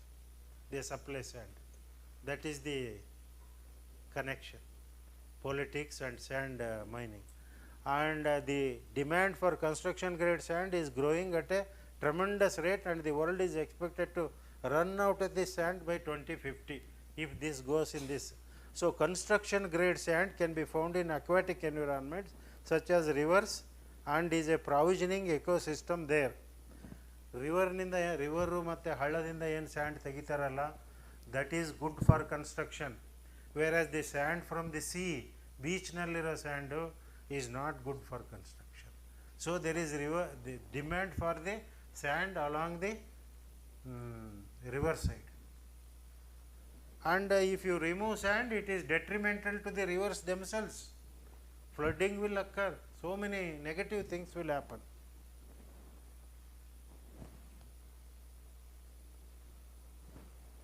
See, mechanical clearing, beautifying beaches removes the wrack, and that fuels the ecosystem. Then microplastics, meiofauna ingest plastic fibers entering the food chain at the base. So, compaction, vehicles driving on beaches crush the pore spaces of the sand, suffocating the sand area. So, this is sand mining, for example. You see there, that is the river, and they are loading the tractors with the tractors or lorries with the sand, and that is the river or the stream wherein which they put the JCP and then remove the sand. Then uses of the sand. Sand ನಲ್ಲಿ ಏನಿದೆ ಅಂತ ಅಲ್ಲ, ಸ್ಯಾಂಡಿಗೆ ತುಂಬ uses ಇದೆ. Making of mobile phones, silica is needed. Sand is the source of silica. Aircraft components, automotive components, making of various electric devices like computer, chips and microprocessors, improving traction in railroads, and for sand blasting, sand is needed. That is why sand is in great demand. Fire control, in every fire department you have seen there are sand bags there. If you throw the sand, you can extinguish the fire. It is used detergents and paints also in cosmetics, that fine silica is needed. Heavy metals like rutile, salimnite and monazite also, they come from, they act as electrodes, they come from sand. Hydraulic fracturing of oil and gases comes from the that water treatment and many others. For water treatment, for example, if you pass water through sand, it gets purified. So water treatment also sand is useful. That's why sand, in addition to construction, that's why it is useful. Then you see the turtle here. Turtle is the longest living organism on this earth. Hundreds of years it lives, turtle. Kurma ಅಂತ ಕನ್ನಡದಲ್ಲಿ ಸಂಸ್ಕೃತದಲ್ಲಿ ಕೂರ್ಮಾವತಾರ turtle. So ಅವಾಗಲಿಂದನೂ ಅದು ಇನ್ನೂ it is living.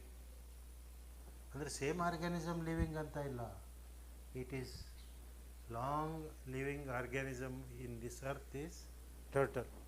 So turtle also won't lay eggs in the sea or river or well or lake. Inside water it won't. It comes to this shore and then it digs the sand, then lays the egg and closes, gets back to water. After some time eggs will hatch and baby turtles will get into water. So to complete the life cycle, sand is necessary. This is the book I wrote sometime before in 2016, 10 years before, Satya Shodha, and one of the article is on sand. I wrote article on sand. ಏನದು ಮರಳಿನ ಮಹತ್ವ, ಗಣಿಗಾರಿಕೆ, ದುಷ್ಪರಿಣಾಮ ಮತ್ತು ಪರಿಹಾರ. In this article I have written this in very scientific way, how sand is formed, how much of sand is necessary, and how sand can be useful in different ways. For example, in this 20 or 25 ಇಲ್ಲಿ ಬಂದೆ ನೋಡಿ, ಪ್ರಕೃತಿದತ್ತವಾಗಿ ಸಹಜವಾಗಿ ಸೋಸಿ ಬಂದ ಮರಳು ಶ್ರೇಷ್ಠ ಮಟ್ಟದ ಕಟ್ಟಡಕ್ಕಾಗಿ ಉಪಯೋಗವಾಗುವ ಮರಳು. ಎರಡನೇದು, ಮಣ್ಣಿನಿಂದ ಕೃತಕವಾಗಿ ಸೋಸಿದ ಮರಳು ಜಿಗುಟು ಇರುವ ಕಾರಣ ಕಟ್ಟಡಕ್ಕೆ ಉತ್ಕೃಷ್ಟ ಅಲ್ಲ, ಕಟ್ಟಡಗಳು ಕುಸಿದು ಬೀಳುವ ಸಾಧ್ಯತೆ ಹೆಚ್ಚು. ಸಮುದ್ರ ಮರಳು ಮತ್ತು ಮರುಭೂಮಿ ಮರಳು ಕಟ್ಟಡಕ್ಕೆ ಅಷ್ಟೊಂದು ಶ್ರೇಷ್ಠ ಅಲ್ಲ. There are 3 categories of sands. One, river sand, most valuable, whereas artificially made sand from the soil, not good. Similarly, sand from the desert, sand from the seas is also not that quality. So river sand is most important. That's what the photograph I want to draw your attention. This photograph I have taken in Tumkur area, where I was vice chancellor at that time. What they do is the one lorry of sand costs more than 50,000 rupees. Now one tractor sand costs not less than 20,000 rupees. What they do is, these farmers, they have their land, they take out the soil and filter it by forcing water. So they filter the soil, and whatever they filtrate they get is sand, and that sand they sell it. So the area in which they have dug in their field is gone. They cannot cultivate anything. To farm 1 inch of sand, or soil, fertile soil, it needs hundreds and hundreds of years of rock erosion. Erosion ಇಂದ ಆಗೋದು. Soil ಹಂಗೆ ಅಂತರಕ್ಕೆ ಬರೋದಿಲ್ಲ, ಆಕಾಶದಿಂದ ಬರೋದಿಲ್ಲ. Soil ಸವಕಳಿಯಾಗಿ erosion ಆಗಿ soil sand ಆಗುತ್ತೆ. ಅಂಥ ಸಾಯಿಲು ಕ್ರಾಪ್ ಪ್ರೊಡಕ್ಷನ್ ಯೂಸ್ ಮಾಡೋ ಸಾಯಿಲ್ನ ನೀವೊಂದು 30,000ಕ್ಕೆ ಮಾರಾಟ ಮಾಡಿಬಿಟ್ರೆ 30,000ದಲ್ಲಿ ನೀವೊಂದು ವಾರ ಅಷ್ಟೇ 15 ದಿನ ಜೀವನ ಮಾಡ್ಬೋದು, ಆಮೇಲೆ ನಥಿಂಗ್. ಇಂಥದನ್ನು ನಮ್ಮ ಫಾರ್ಮರ್ಸ್ ಮಾಡ್ತಾಯಿದ್ರು. ಎಲ್ಲಿ? ತುಮಕೂರಲ್ಲಿ.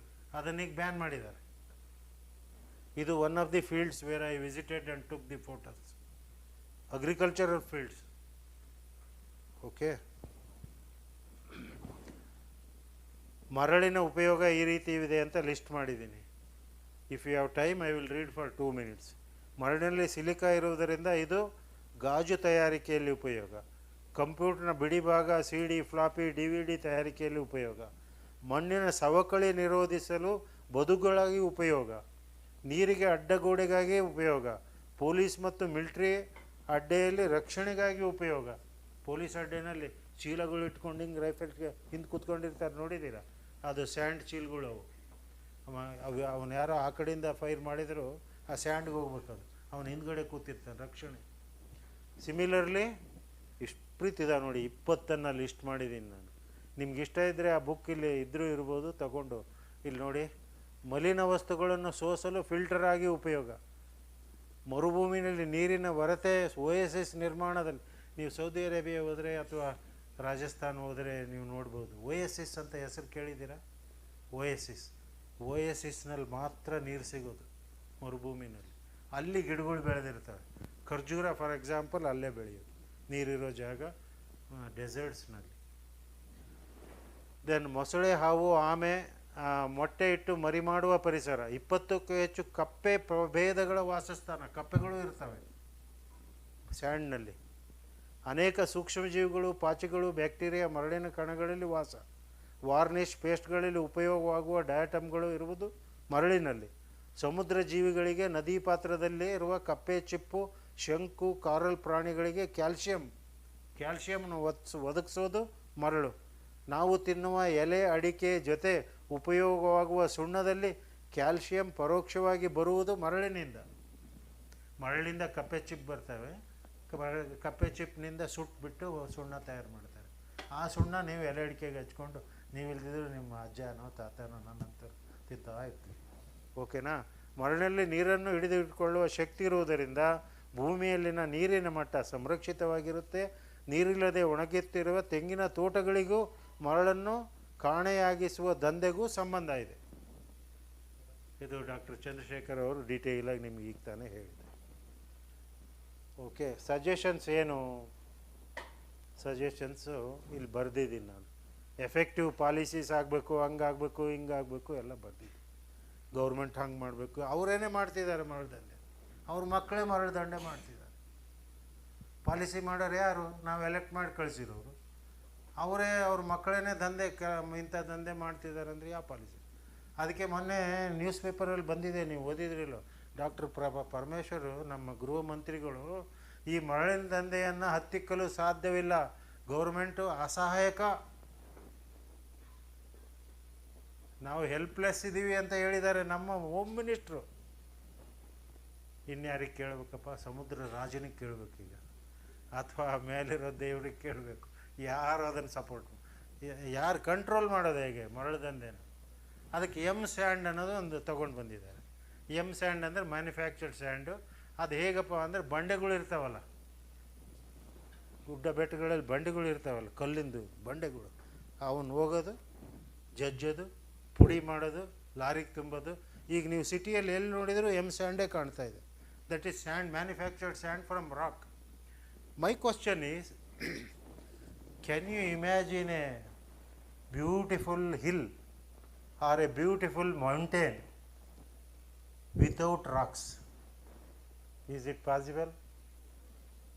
ನೀವು ರಾಮನಗರ ಕಡೆ ಹಿಂಗೆ ಮೈಸೂರು ಕಡೆ ಹೋಗುವಾಗ ರಾಮನಗರ ಬಲ್ಗಡಿಗೆ ಸಿಗುತ್ತಲ್ಲ, ಅಲ್ಲಿ ನೋಡಿ ಎಲ್ಲ ಗುಡ್ಡಗಳು ಬೆಳ್ಳಗೆ ಕಾಣ್ತದೆ.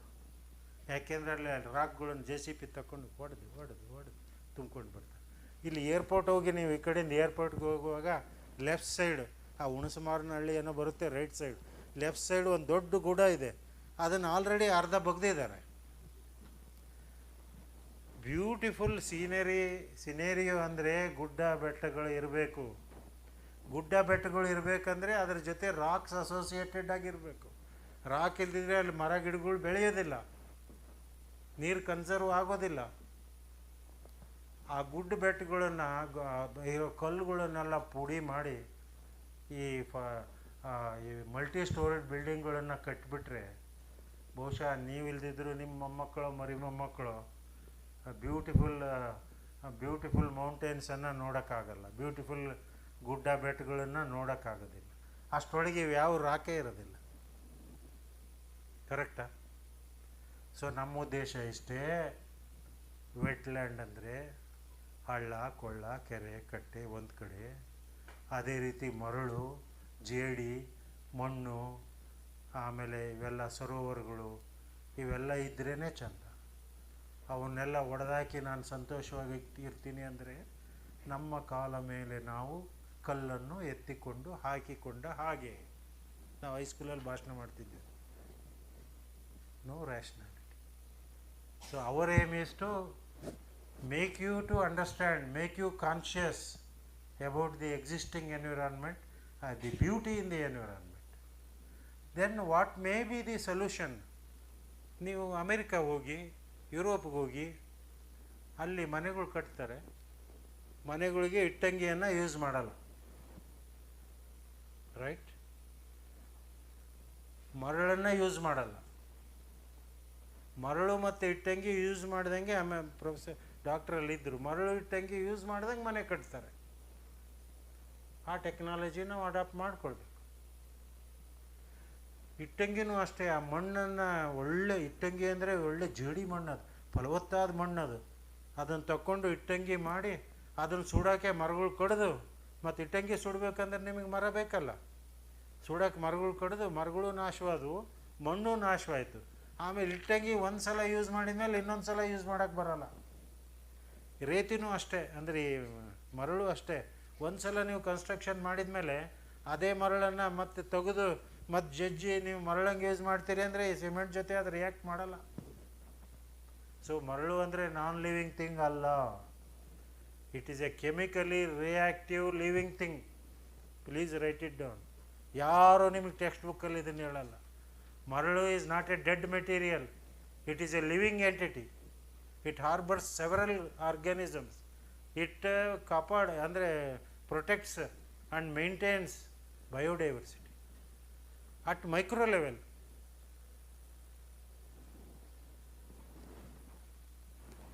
I should thank you.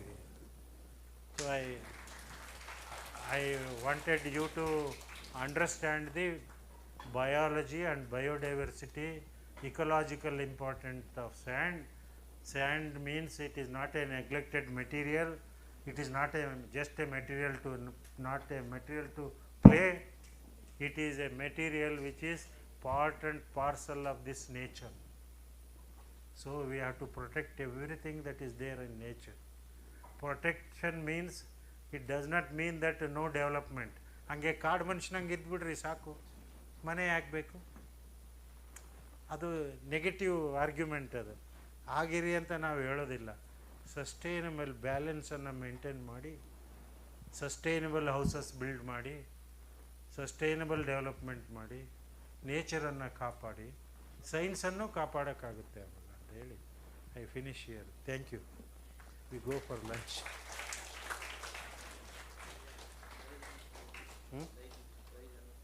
ಮಾಡಿ ಕೊಟ್ಬಿಡ್ತೀರಾ? ಈಗ ಪ್ರೈಸ್ ಕೊಡ್ತೀರಾ? ಈಗಲೇ ಕೊಡ್ತೀರಾ ಪ್ರೈಸ್? ಓಕೆ, ಹೇಳ್ಬಿಡಿ.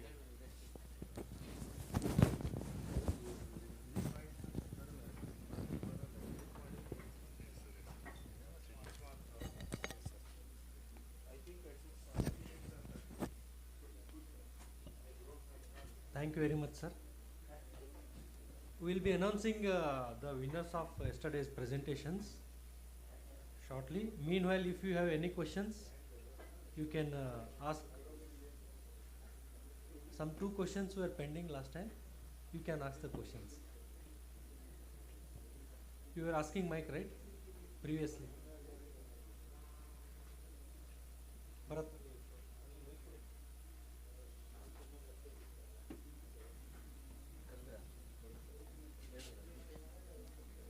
Mike ಕೊಡ್ತೀನಿ. Sir, there are a few questions still unanswered.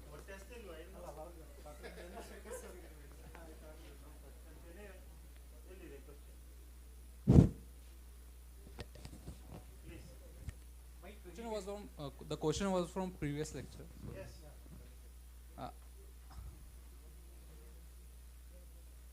I Lingaraj from horticulture college, student of horticulture college. What is green framework, which were you stressing upon, and why it is required? Framework.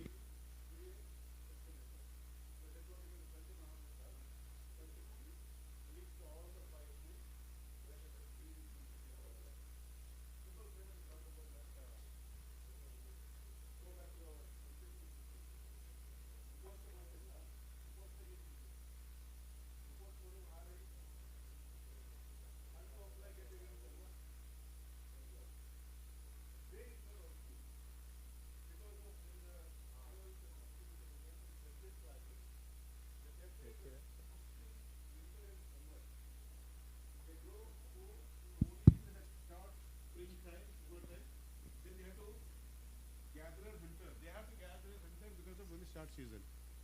So short season. But India, we adopted that is not. We have the season throughout the year agriculture because of we grow 365 days. That is what 365 days means. Green should be in the farm throughout the year. It is not our season agriculture telling that Rabi, the Kharif. That's not our system. We adopted a wrong system. That's why we are facing these things. We grow the throughout the year. Our land equivalent ratio more than 5. Right now is less than 1.5. So it means our 4.5% of our productivities went down. This is where you guys to bring back to the last, we'd call always millets. We talk about all people promoting the millets. It's not our food. Look at the sorghum, jabajra, nowadays what you call is the finger millets, foxtail. It's not our origin. Look into the origin of this species. In Africa, it is in the Middle East, Fertile Crescent, but you adopted them. But you forget our own food systems. Our own food system is throughout the year green. That is what we call a green framework, green growth. Clear?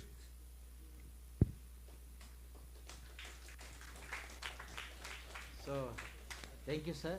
Sir, you can announce it. Sir is available during lunchtime. You can interact with sir.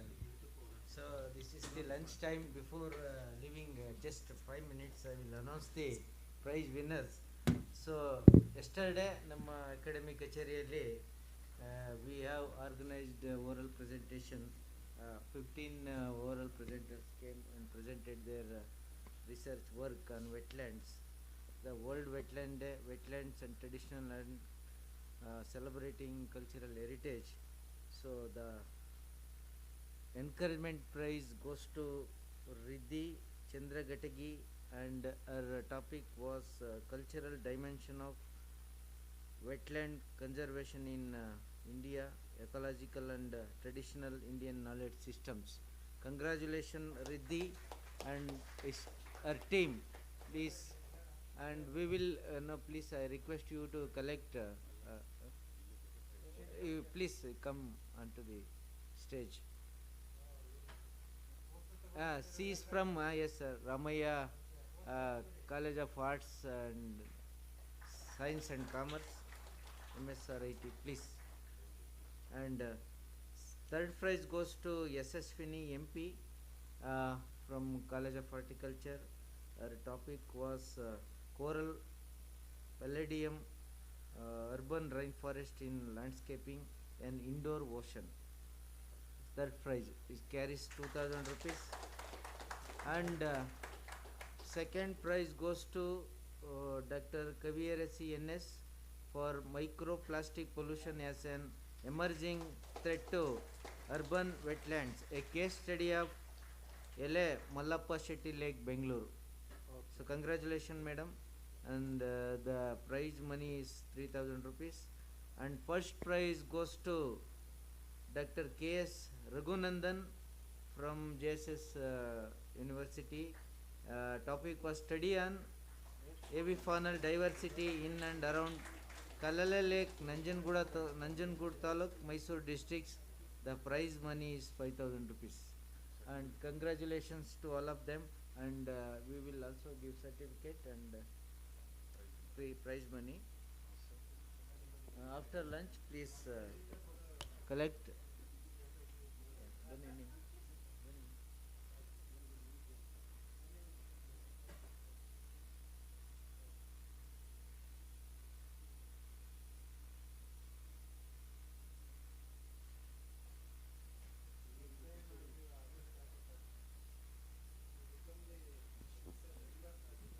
I would like to thank all the presenters yesterday who have participated.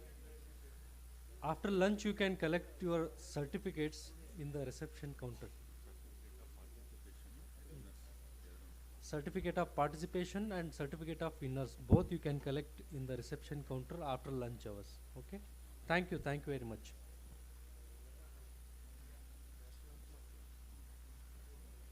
For winners, they have to give the account details. One Mr.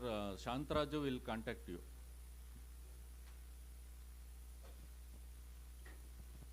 Thank you for the lunch break. Thank you very much. Valedictory ಮಾಡಿದ್ರೆ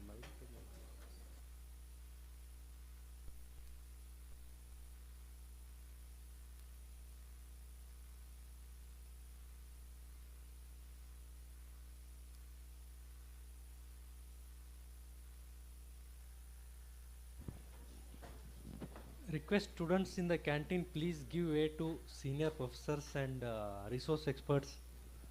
Few seats you can leave for them and then you can take.